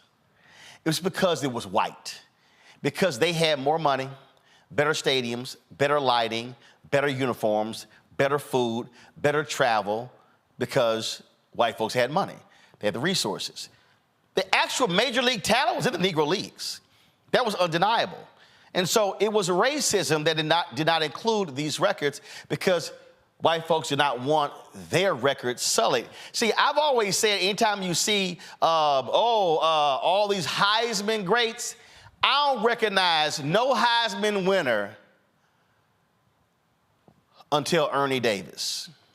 Because even when Jim Brown was by far the best player in the country, racism kept him out. I think they gave it to Paul Hornet. Give me a break. And then a losing record. So you've had black talent who they were out of the record books because of Jim Crow. This is a perfect example. Major League Baseball was right to do this. It was late, but finally it got done. Well, they're halfway there. And I remind people, my dad was born in 1932, so I grew up hearing stories about Negro League Baseball because that's all that he grew up knowing, and those players. He still made the contention until the day he died that the greatest black player of all time was Babe Ruth, who was posing and passing as a white man because he was he straightened his hair off a conch, and if you looked at him in person, he was about the same tint as Malcolm X, who my dad met in person on many occasions. I make this point to say that Major League Baseball is great to recognize the records. And now we need to find the families of those players and give them their prorated salaries adjusted for inflation. Those men fought in conditions that none of us could even comprehend. Stadiums that were falling apart, riding buses through Mississippi and Alabama, South Georgia, in the middle of Jim Crow and the Ku Klux Klan. Every single game was a civil rights movement for them. Every single game, they risked death simply to play a ball game to entertain the masses. Those people have to be made right. It's great to put their records in the book. I agree with it. It should have happened 50 years ago. Now we have to monetarily make sure that this league, which now can pay players a 10-year billion-dollar contract to play for a team, that they can go back to those people who are instrumental in building up those leagues, building up this sport, and ensure that their families are taken care of. And also, by doing that, you will inspire the next generation to return to the baseball field. I think opening day, something like 6.6% of players were African American in Major League Baseball this year. Growing up, for all of us, all the best players, whether it was Barry Bonds, Ken Griffey Jr., on down the line, were Black American players. We have to reinvigorate that game, and you reinvigorate it by doing right by those families, doing right by those legacies, and truly doing what it takes to make that playing field equal. I love the records. I love the fact that they're being recognized. Now open the checkbook. You know, and look, this just goes to show you that people don't understand what Jim Crow was all about, Rebecca. You know, I think it's also important for people to understand this is what it looks like to erase Black folks in this country. Because up until this, there are generations of Black folks who don't understand the contribution that other Black Americans made to the sport of baseball, and even tangentially to the sport of softball. Like, I can't tell you how many times I've heard people across the country make comments, well, you know, that's a white sport. We don't play that. Actually, we did. We do. And we excel at it. And so once again, this is what happens when we are purposefully erased from history, is that they try to act as if we weren't there when we've been there all along. I agree with Robert. There has to be reparations with this. Major League Baseball got a lot of money, and there's a lot of money that they should pay out, not just to the families, but actually do an investment. Why is it that we have such a low percentage of Black American baseball players when we know the talent is there? So, you know, even rebuilding baseball fields in the country, like in Washington, D.C., there's a nonprofit, I think it's called Field of Dreams, to target and do violence interruption through the use of baseball summer programs. So there's great ways to reintroduce baseball into our various communities across the country. Julian? I agree with both my fellow panelists about this, Robert, especially when he talks about reparations. I think that it's really interesting how there has been a consistent effort to erase Black people from the fabric of American life. And baseball is part of the fabric of American life. Many of us do not. I'm not into baseball. Well, I'm not into sports, so that's a whole other story. I do like basketball because the brothers look good with their shorts on. But that's a whole other story. But by and large, baseball, football, all of these things are things that Black people excelled in and were marginalized with. So the whole concept of erasure is something that we really have to think about in the concept of baseball. And it's a healthy sport. Major League Baseball needs to go into our communities, Robert, as you suggest, and Rebecca, go into our communities and build stuff for our kids to be engaged in what people call America's pastime. It hasn't happened. We go back and look at it. I mean, this is a good move, but it's not even a half step, it's a quarter step. What needs to happen is that we need to make sure that our history in sports is captured, trumpeted, and basically reclaimed. And that's the bottom line. So, Roland, this is a really great opportunity for us to talk about the ways that we have been erased. It's not just baseball or any other sport. It's systematically the erasure of Black people that we have to reclaim. And this is so very important. Yep, and we've seen this erasure take place in other areas as well. All right, going to break. We'll be right back. Roland Martin Unfiltered on the Black Star Network. Now streaming on the Black Star Network. We look at all of the best men. the movies, and then, of course, the series on Peacock. Why do you think it resonated so well? Well, I think it's a reflection of us. You know, I think it's a reflection of authentic black people, the way they see themselves. And in some instances, aspirationally so.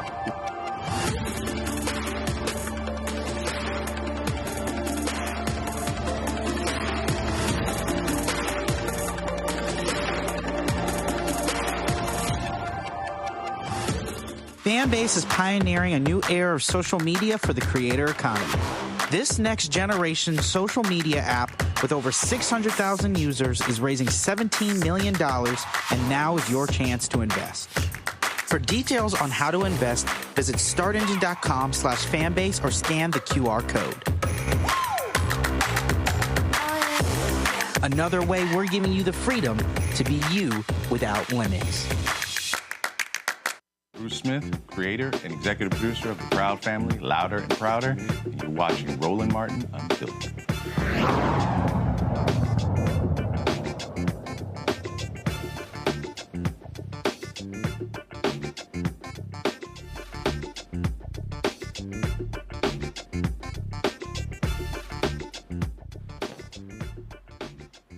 Scoop. All right, folks, Thursday night, the AMC network-operated channel All Black will be debuting a new comedy special from comedian Garrett G. Thing Johnson. It's called Sit Your Ass Down. Here is a preview. Y'all ready? Ladies and gentlemen, my boy, very talented, Garrett G. Thing Johnson! I'm gonna tell you, black women ain't number 3 good men that ever walk this earth. That's me, Barack, and Jesus. That's it. I just let that money. I don't even take my clothes off until I get fully in the bed. I ain't got no light on type of body. I got a candlelit type of body. This little chick said, you wanna go another round? I mean, right now, you wanna go again? I can pencil you in for Thursday. We gotta start all over again. Women, if you date a man, he in his 50s, and he ain't got no checking account, you should sit your ass down. All right, Garrett G. Thing Johnson joins us right now. Garrett, what's happening? What's up, Roland? You fixed my main man. You fixed that golf swing yet? I definitely didn't, and I really wanted to come on here for those kind of tips, but then this came. You know what I mean? Cause Lord, y'all, Gary posted a video, y'all, of his golf swing. I had to sit here and send him a text, cause I was like, "Say, dog, you gotta represent left-handers way better than that."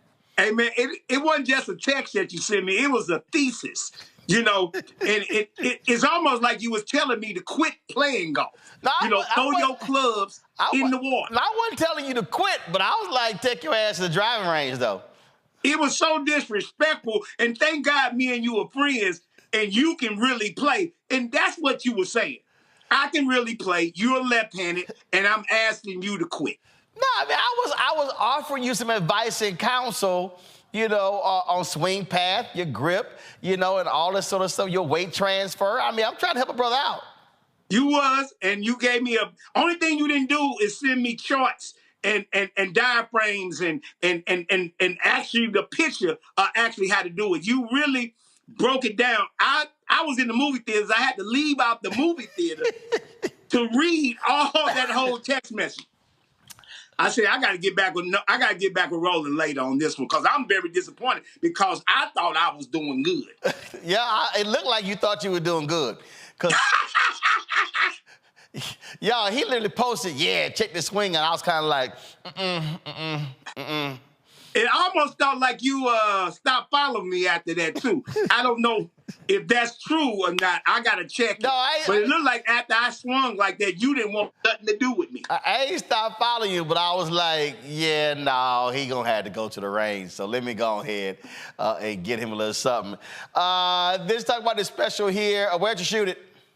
I shot it in L.A. at a theater called El Porto, produced by... and directed by Bentley Kyle Evans. We did 2 sold-out shows. The line producer was Valerie Harper. They all came together. My man Brett, of course, you know Brett and Nikki. I pitched this to him about, I wanted to do it big like this and make it Hollywood. So, that's why I wanted to bring out all the stars and everything. I'm one of the first comedians to ever pull up in a car. You know what I mean? So I wanted to do it that big. I didn't just want to come around a curtain and tell some jokes. You know what I mean? I wanted to give it that, So the car that you pulled up in, was that rented or was that yours? It's definitely not mine. Don't try to get me robbed on your show. No, I'm just asking. I'm just inquiring. I mean, we see the car. I mean, you went down the enterprise budget, and I'll just check it. Now, here's the funny part. It's a story behind that car. That car is Jay Leno's. Jay Leno allowed me to rent that particular car. That's a Porsche Boxer. He let me rent that car for the special. We had to do all kind of things to get that Porsche inside that building. And the insurance policy alone to get that car in there for that particular thing is worth watching. You know what I mean? So yeah, it's not my car. I don't own nothing like that. Nowhere near close. I can't even afford to rent a car like that. And so I'm gonna keep it basic. You know what I mean? So Jay Leno allowed y'all to rent the car. Do you know Jay or do you know somebody who know Jay? How did that happen? You see, you know what? Roland, see, this is the deal with you. You're such a journalist. You know what I mean? You goes in deep. You won't let me stunt on your show at all. See, you taking away all the stunning. No, I mean, everybody who's watching asking the same thing. They like, oh, is Gary cool? Is Gary cool with Jay Leno? Or he don't really know Jay, but he knows somebody who knows somebody who know Jay. I knew it's four of them. I know somebody know, and then Jay. And then they said they like my work, and they said, well, let me talk to Jay and see what Jay rent you that car. Gotcha. And he came back and he said yes. So they know Jay, but you don't know Jay. Does Jay know Gary? Jay don't know Gary or G-Thing. He don't know neither one. Oh, okay. And I met Jay one time at the Comedy Store. And this way before I asked to rent his car. I met him at the Comedy Store, and he was cool, and he was a nice cat.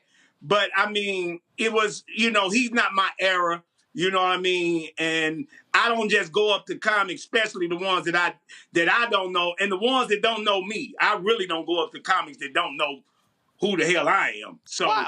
I mean, look, there are people that I don't assume everybody know who I am. So everybody know Roland Martin. Everybody. I mean, I walk up to people, hi, I'm Roland Martin. I ain't scared to meet somebody. So I mean, I'm just saying. I mean, so Roland, it might be 5 black people that don't know you. 5.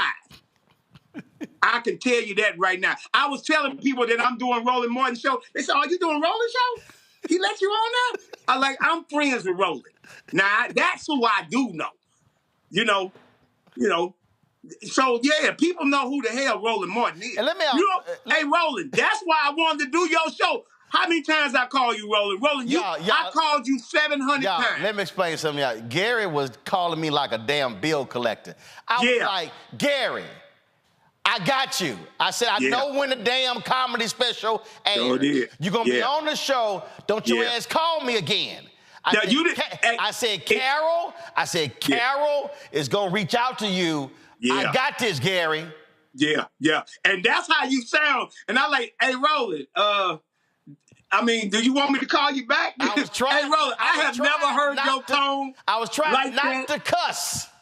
No, you was definitely not trying to cuss. I guess you was still, showing respect to our friendship. But I can tell that I was getting on your damn nerves. I am not gonna lie. I felt the spirit because I'm spiritual, and I said I'm not gonna call Roland again, but I am gonna DM him and see what he says. And then sure, I DM you that last time Carl called me. See, and here's what black people need to understand: there are certain code words that black people use that lets you know. Now look. I'm running out of patience with your ass. Yeah. And the word look is one of those words. When somebody, you use 2 of them. When somebody black go, look. Right there. Yeah, that lets you know. You need to retreat. Because see, right there, that's just one of them. That's one of them words. You know, it's just a certain tone. Like, look. Hey, you know what? How many words did I counted that you used 3 on me? I almost got the 4th one. And that's when I knew to pull back because then it got to be a point like, you know, I'm taking advantage of my friendship with Roland. And now it's like I'm forcing Roland to do something. And I like, because I saw you at the award show. I saw you at the award show and you went by me like I wasn't even there. You're like, hey, bro, I'm busy. I'm like, hey, bro, we both here at the award show. Your seats is better than mine. But don't act like that, Roland. Don't be like that. Don't be like that. You know? See, look is one of them words. The other phrase is, say, man. That's another one. Hey, bro. Hey, another one's, hey, bro. Hey, bro. Hey, bro. Right. Hey. When you understand. And another one is, I'm going to hit you back. No, because I'm going to hit you back doesn't have, it doesn't have the same, just like oppressive, like, this it. Like, if you text one more time, it's a problem. It's a problem. One more time. Like the problem, your Wi-Fi freezing right now. What, you on an iPad or something? No. No, I got the newest of all the new phones. Now that I do got. I ain't technology like you. I know you got all the new technology. I know you probably got a dude on the top of your roof right now with some new stuff. So, because I know you got equipment. I saw Roland out on the golf course to make sure he can do his show on the 9th hole. Oh, I have. Like, is he? I have done broadcasts from. In fact, I was on MSNBC twice. And they called me. One was a Congressman Jim Clyburn golf tournament. And I was like, hey, tournament at 9:30. So if y'all want me at 9:10, I said, I got to do it from the golf course. And you could see the guys in the driving range behind me.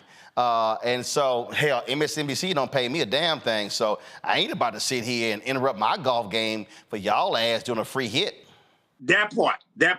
But they needed you when Clyburn was on there. I knew for sure. Yeah. And so I saw you out on the golf thing, and you was explaining, kind of like the way you was telling me about my golf swing on this new equipment that you had. You know, I'm gonna tell you how much I follow you. I pay attention to when you lost your bags on all the airlines. I pay attention when you pissed and when you telling people not to fly what and this and that your bag had a dot on it. Hey, bro. I watched Roland Martin. Listen, you understand me? All the airline people, when I go to the airport now, they like, your golf clubs okay? Did you bring your golf clubs? Because they know if it's one thing, if you want to get me tweeting about your ass and posting on Instagram, let something happen to my golf clubs. Hey, bro, you are the one of the few black men that don't want no problems from. You know what I mean? I ain't gonna shoot you up. But the words vomit that I'm going to give you is going to put you in a place where you like, hey, bro, it ain't even worth it. You know, here, you fly free, you know. I told one woman, they made me at Las Vegas airport, they told me the golf bag had a 35-pound limit. I said, y'all a damn lie. I know all the baggage rules. I said, I am 1K Premier. I get 3 bags up to 70 pounds. So the white woman behind the counter, she got indignant, and I said, I'm going to guarantee you're going to hear from your CEO's office. And she was like, well, we look forward to it. I said, no, you not. I said, I guarantee you. I said, I'm letting you know. I said, I'm warning you right now what's going to end up happening. And that's that point where those people don't know who Roland Martin is because they haven't done the research. But I guarantee you, if you talk to anybody black, they're going to be like, well, I understand, Mr. Martin, whatever you need. No, it actually got started by a black dude. Oh, wow. And I looked at him and I was like, really? I looked at him and I was like, really? And I'm like, dude, I know what the bag limit is. He's like, yeah, a golf bag can't be more than 35, 40 pounds. I said, what the hell are you talking about? I pulled up their own stuff on the website. I said, okay, all right. I said, I'm telling y'all, it's going to be a problem. It's going to be a problem. I said, I'm just letting y'all know right now. And when I went back, the sisters, now first of all, let me be real clear. You gonna find some black dudes who like, yeah, I don't know. If I see a black woman, like a black security guard, yo, we in. We in. I ain't lying, the funniest story, this is no lie, it happened in LA. It was NBA All-Star game, and Turner had a party. I was with CNN, and they were tripping because they didn't have the CNN people on the list, and so I was like, we getting in the party. So I got in the party, and so then they had the VIP section, and so I walk up, and the brother's like, you need a wristband. And I said, I'm going to the VIP party. He said, yeah, you need a wristband. And the sister went, excuse me, don't pay him no mind. She said, Mr. Martin, you go ahead and write in. And so me and my wife walk past. So this is all I hear. I told you, little young asses, you don't watch the goddamn news. You know who the hell he is? That's Roland Martin. And you sitting there asking him for a damn band. Mr. Martin, I'm so sorry, Mr. Martin. These damn young ass folks don't watch the damn news. She's like, what the hell is wrong with you? I told you you need to learn how to watch the news so you know who the black people are. She was just casing him up and down. And I was like, and I'm just cracking up laughing. Here's where I became very interested. You know, I ain't flipped the interview to you. Here's how I became very interested when you was on CNN and MSNBC back in the day, and how you would break people down. You was kind of like, you know, like Malcolm X for journalists. You know what I mean? You were. Hey, man, the way you would break people down, it was intriguing to me. And I would fold my arms and just look at the TV at this brilliant man just break cats. They're like, who is this dude killing cats like that? And that then, every time I saw you didn't know me then. Every time I saw you at a few events, Lewis Carr events and all that. Right. I said, what's up, Lewis? And I was like, I love your work. I would come up to you and say, I love your work. And then that was it for me. Hey, that was it. I was like, hey, I'm in with Roland Martin. Because I love when people love to debate, but they debate with facts. That's what I love. They come with the receipts, and I have not yet seen you yet without the receipts. Oh, I ain't gonna get got. I tell them all the time, I'm gonna put cats in rhetorical body bags. Questions from the panel for Gary G. Thang Johnson. Let me see here. Who the most ignorant on this panel? That'd probably be Julian Malvo. Julian, what's your question for Gary? Hey, Gary, you realize I was talking to Red Man, I was talking to Method Man, and Method Man said, say, man, who that red head, that red bone on your show? Man, she be killing it. And so he was talking about Julian. So Gary, say hello to Red Bone Julian Malvo. I love Red Bone. I love the glasses. I love the hair. I love the smile. I love her brain already looked like she would have asked me something that I might have to pull out a book. Well, you might. And then on the other hand, you can just be your funny self. So you were telling people about 50-year-old men who didn't have no checking accounts. So I'm 70. Yeah. What should I look out for? Well, I guarantee you a woman that's sitting here. If you dating a brother and he ain't got no checking account and he pay all his bills through 7-Eleven, it's a situation. You know, but I'm telling he's going up there to get two $500 money orders. We got a situation. I'm not talking about 7-Eleven. I'm talking about brothers who roll up on little old ladies like me. I mean, I'm a fine little old lady, but I am a little old lady. What should I be looking out for? Well, I guarantee you, you know, they gonna want to know what kind of cars you have, because, you know, a young cat, he want to know that you got all the new Cadillacs and all the old Cadillacs. And so you just want to look and, huh? I ain't got no Cadillacs. Okay, then you gon' then he gonna find out, you know, how many bedrooms you got. And that's all what young cats is into. When they date a grown woman, a seasoned woman, when they date that seasoned woman, they know that her house is paid for.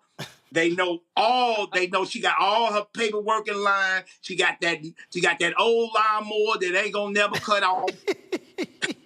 Or in the words of Deion Cole, vintage. Vintage woman. Robert Patillo, Robert.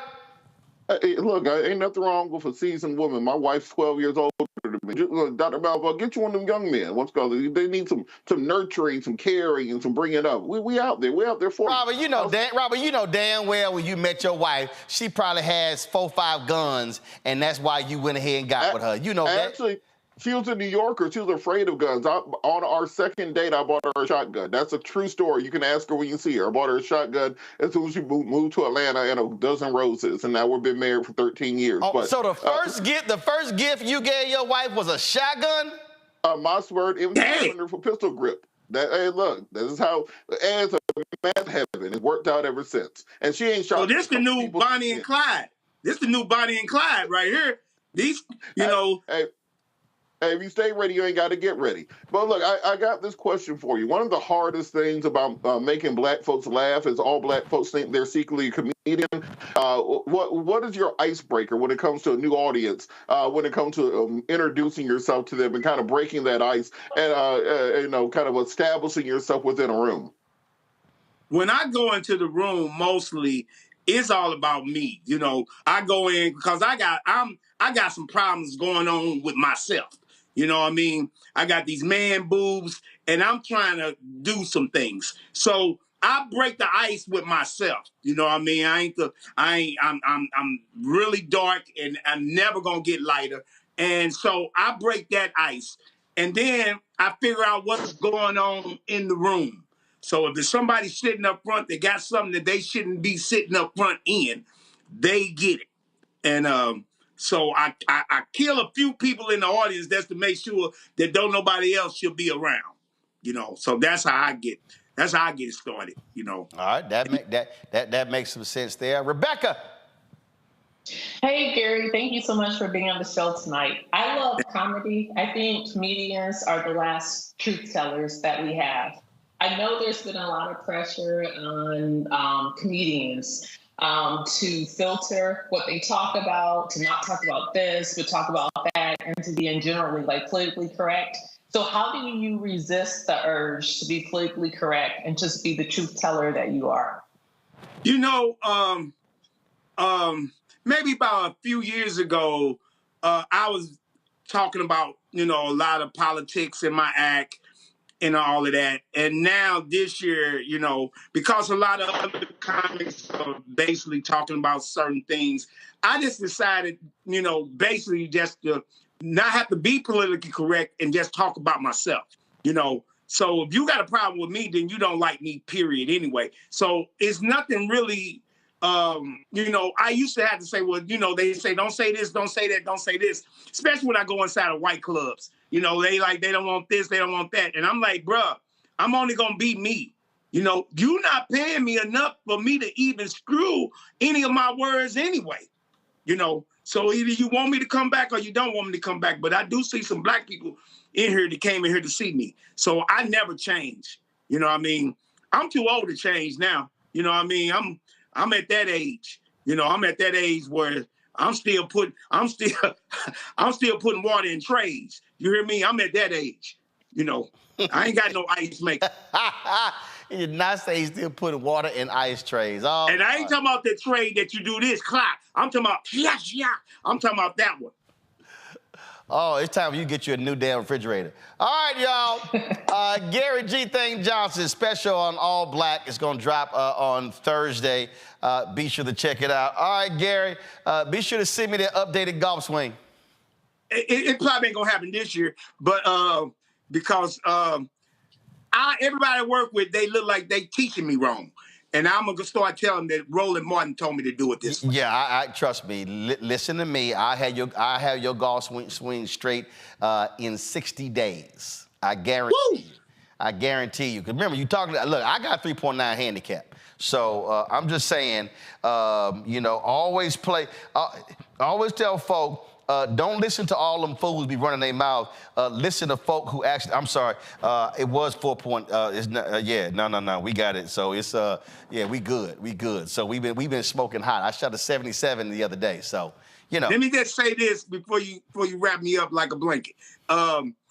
Every comedian that I know that played golf with you, they said Roland Martin ain't to be played with. And that's on God. That's on God. And so that's the reason why, Roland, you get invited to all these tournaments. Well, you know, we gonna do it. We gonna play, and I'll be in Atlanta next week for the Steve Harvey golf tournament. And so, you know, he's an Omega. I'm actually in Atlanta performing at Uptown next week too. All right. The 7th through the 9th. Well, I'll be there the 4th through the 6th. I come back on the 10th for Warwick Dunn's golf tournament. And Steve got to know I'm gonna have my brand new Alpha golf bag just for him to peep out. So yeah, I'll be flossing. Come on now. Thank you, man. Thank y'all. Appreciate it. Thanks a bunch. Appreciate y'all. Going to a break. We come back, talk about the app, folks. Takes you back to Bronzeville, back in the day in Chicago. You're watching Roland Martin Unfiltered on the Black Star Network.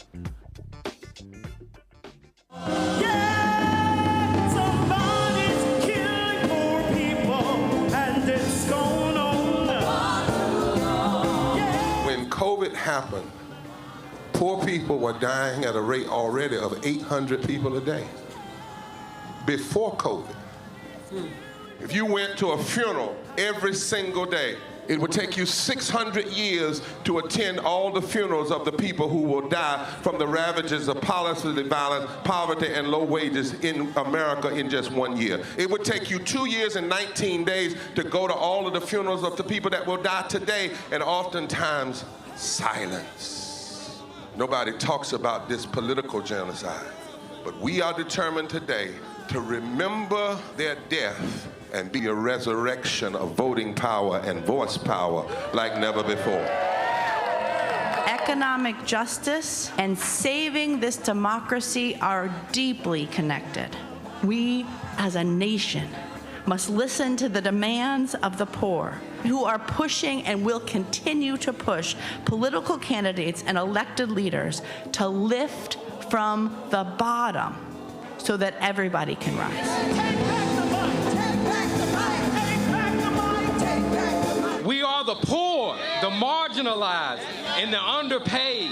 And we are taking one step forward to say that everybody has a right to live. Poverty is not the fault of those who are impoverished. It is caused by those who make the policy. There are over 135 million poor and low-wage, low-income people in this nation. The biggest block of potential voters by far is low-income, low-wage voters.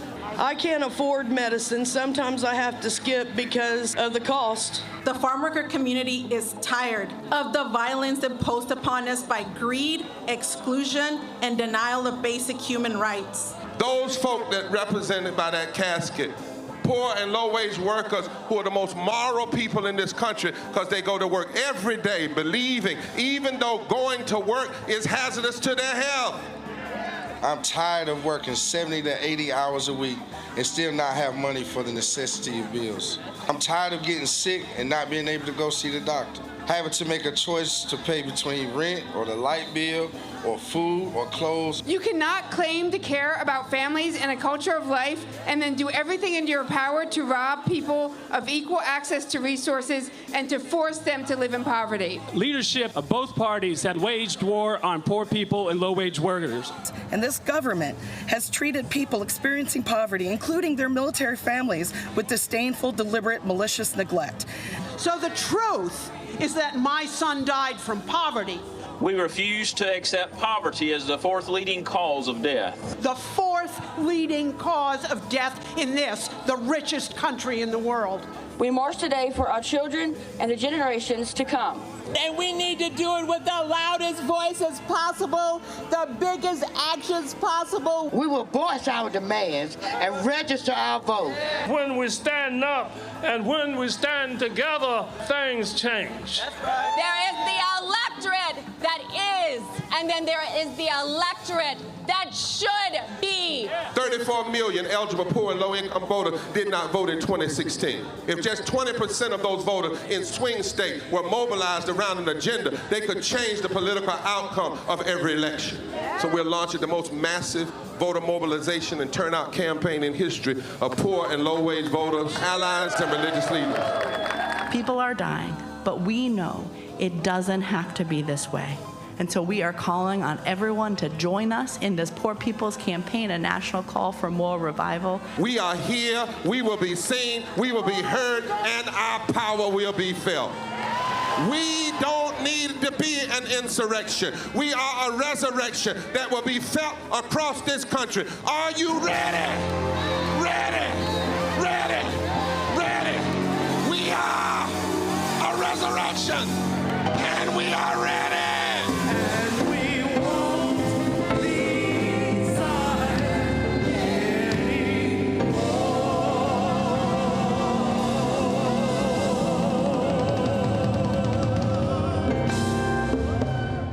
Farquhar, executive producer, Proud Family. You're watching Roland Martin Unfiltered.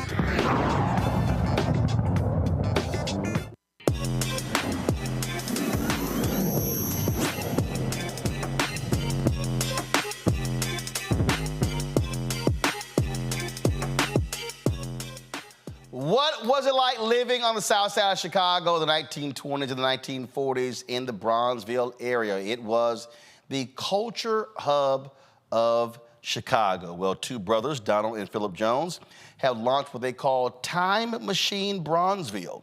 It's an app, a desktop app that gives you an immersive journey through the rich history of this South Side community. Donald and Philip join us now from Atlanta. Gentlemen, glad to have you with us. How did this idea start? Who did it originate with? Time Machine Bronzeville comes out of our appreciation for where we come from, for the rich history of the South Side of Chicago. It's also about the recognition that we have of the vanishing cityscape and the loss of the stories about this time and place as the older people pass away. It's also an opportunity for us, Don and I, to tell these stories from the most intimate sources, the people who witnessed and participated themselves in this time and place, and to use the capabilities of game engine technologies and communications technologies to innovate ways of telling these stories and to engage audiences from middle school through boomer generation in the lived experiences and the anecdotes and stories that come out of people's actual lives. So walk us through this. And so what are we going to see? Is it going to be homes? Is it going to be music? Is it going to be shops? What are the different things that people experience? Yeah. So the whole idea of the app is to transport you back to that vanished cityscape of Bronzeville, south side of Chicago, between the world wars, when all this big flood of black folks were coming into Chicago from the South. I mean, the Great Migration changed everything across the country and in large measure shaped Chicago and other urban areas. So when somebody, when one launches Time Machine Bronzeville, you enter through this foyer that you see here, and the first thing you see is this large diorama in the middle of this gallery space with a recreated cityscape of how it was with all the animation and activity as it was back then. The buildings, the Regal Theater, the Savoy Ballroom, the Metropolitan. And so we take you to the cityscape. And then we also take you to the various story worlds along the gallery walls where you're transported into the barbershop or the beauty shop or the various venues, and you're able to hear these first-person accounts. So much of what we have used foundationally in Time Machine Bronzeville is authentic archival material. We really feel it's important that we tell our own stories. You know, if we don't tell our own stories, other folks might, and we might not like the way they tell it. And that's what's happened traditionally through history. So we're telling the stories that we heard that our parents knew and that we knew about growing up in this community. Questions from the panel. Rebecca, you first. So first, I really love this, seeing how you all show examples of typical Black life in Bronzeville, in Chicago. So my question for you, what does this look like for other communities as well? The ability to make a three-dimensional rendering that also have those first-person accounts on history, so people understand, once again, the contributions that Black Americans have played in this country, and to even show, hey, this is what it looked like before the riots came and ravaged many of our communities. We were flourishing, we were thriving. So is there any talk about doing this for other communities, even outside of Chicago? Absolutely. Go ahead, Don. I mean, that's our ambition. I mean, we see Time Machine as a franchise, and the first installment, Bronzeville, but you know, we see a Time Machine, Sweet Auburn Avenue in Atlanta, or Beale Street Blues in Memphis, or Cleveland, or Detroit. I mean, all of these communities were impacted the same way by the Great Migration, and just as everyone has a story, so does every place. And so we encourage, you know, to patronize Time Machine Bronzeville with the hope that, you know, we'll get to the next one and the next one and the next one. Julianne? I'm a native of San Francisco, and, you know, the Fillmore was our area where you could hear a dollar turnover in a minute. Fillmore now has been totally eviscerated as gentrification, et cetera, et cetera, et cetera. Have you looked at San Francisco? I hear what you're saying. Look at Isabel Wilkerson's Warmth of Other Suns. People don't really look at California so much as places where Black people were. But, you know, there was a brother who actually was the mayor and like a big investor, Mr. Liesendorf. So are you looking at California as a possibility? And if you're not, holla, I will help you. Well, we'd be glad to talk about it. Absolutely. You know, the way from Louisiana to Oakland was a main thoroughfare for the Great Migration. So we're well familiar with that rich history in the Bay Area. And as Don mentioned,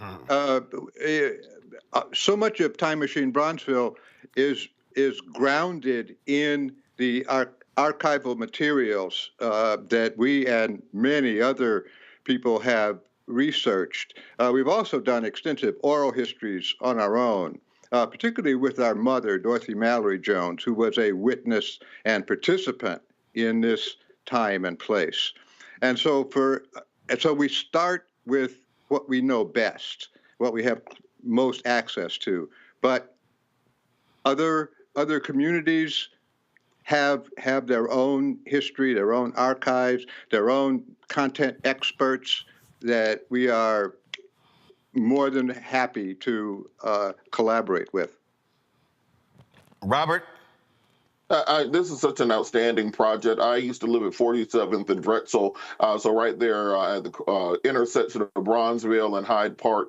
And one thing that came to mind working with John Adams and some members in the community there on the Major Taylor Memorial that we're trying to get in place in that area. Have you guys put any work into explaining how we lost so much in those communities. Because when I think about places like South Fulton, Atlanta, DeKalb County, and the suburbs, Prince George's County, these affluent Black suburbs that we have now, I think the story has to be told of how we lost so much Black wealth in places like Bronzeville, places like Sweet Auburn and Harlem, and around the country, so that maybe the next generation cannot make the same missteps that previous generations made and losing those communities and losing what we built up over generations.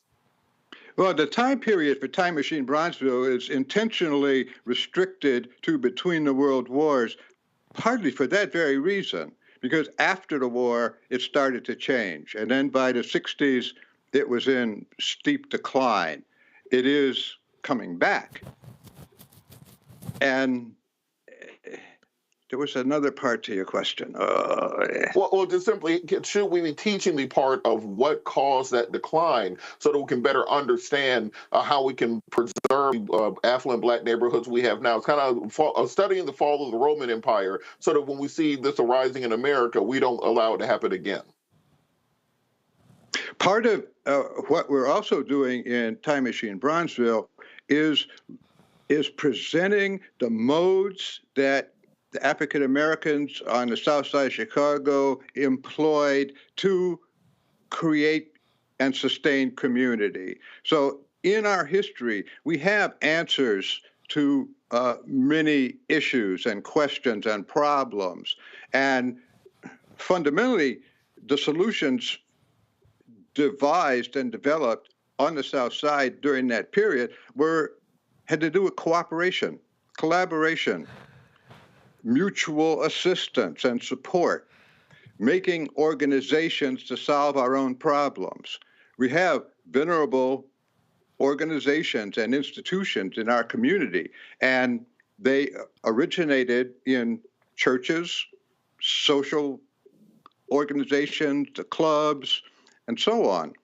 And we have, in the past, found ways to solve our problems with what we have at hand. And so part of what we're trying to do with Time Machine Bronzeville is present those and make that clear that we do know how to do things and to take care of ourselves. We just have to recognize those and get to work and employ them. All right, then. Gentlemen, folks can download this app, Google and Apple Store? If you just search Time Machine Bronzeville, we launched it on Steam, which is the premier indie game development platform. Okay. And so it'll take you right to Steam, right to Time Machine Bronzeville. But I think it's really important that we as a community try to support Black game development. Right now, the gaming is kind of marginalized to white people. Right. But we have stories to tell, and there are innovative ways to tell them using this game technology. All right, then. Well, gentlemen, look, congratulations and good luck. Thank you very much. All right, thank you so very much. Julian, Robert, Rebecca, always a pleasure to have you on the show. Thank you so very much. I will see y'all soon. Folks, that is it for us. Don't forget, support us in what we do. Join the Bring the Funk fan club. Send your check and money order, P.O. Box 57196, Washington, D.C., 20037-0196. Cash App, $RM Unfiltered. PayPal, R Martin Unfiltered. Venmo is RM Unfiltered. Zelle, Roland at RolandSMartin.com. Roland at RolandMartinUnfiltered.com. Download the Black Star Network app, Apple phone, Android phone, Apple TV, Android TV, Roku, Amazon Fire TV, Xbox One, Samsung Smart TV, and of course, be sure to get a copy of my book, White Fear, The Browning of America is Making White Folks Lose Their Minds, available at bookstores nationwide. If you missed the rally today with President Joe Biden and Vice President Kamala Harris announcing their Black outreach effort, we're going to be restreaming that right after this show. And so if you missed it, you can actually check it out. Folks, that's it. I'll see y'all tomorrow. Holla! Work is here. Oh, no punch! I'm real revolutionary right now. Thank you for being the voice of Black America. All momentum we have now, we have to keep this going. The video looks phenomenal. See, this difference between Black Star Network and Black-owned media and something like CNN. You can't be Black-owned media and be scared. It's time to be smart. Bring your eyeballs home. You dig?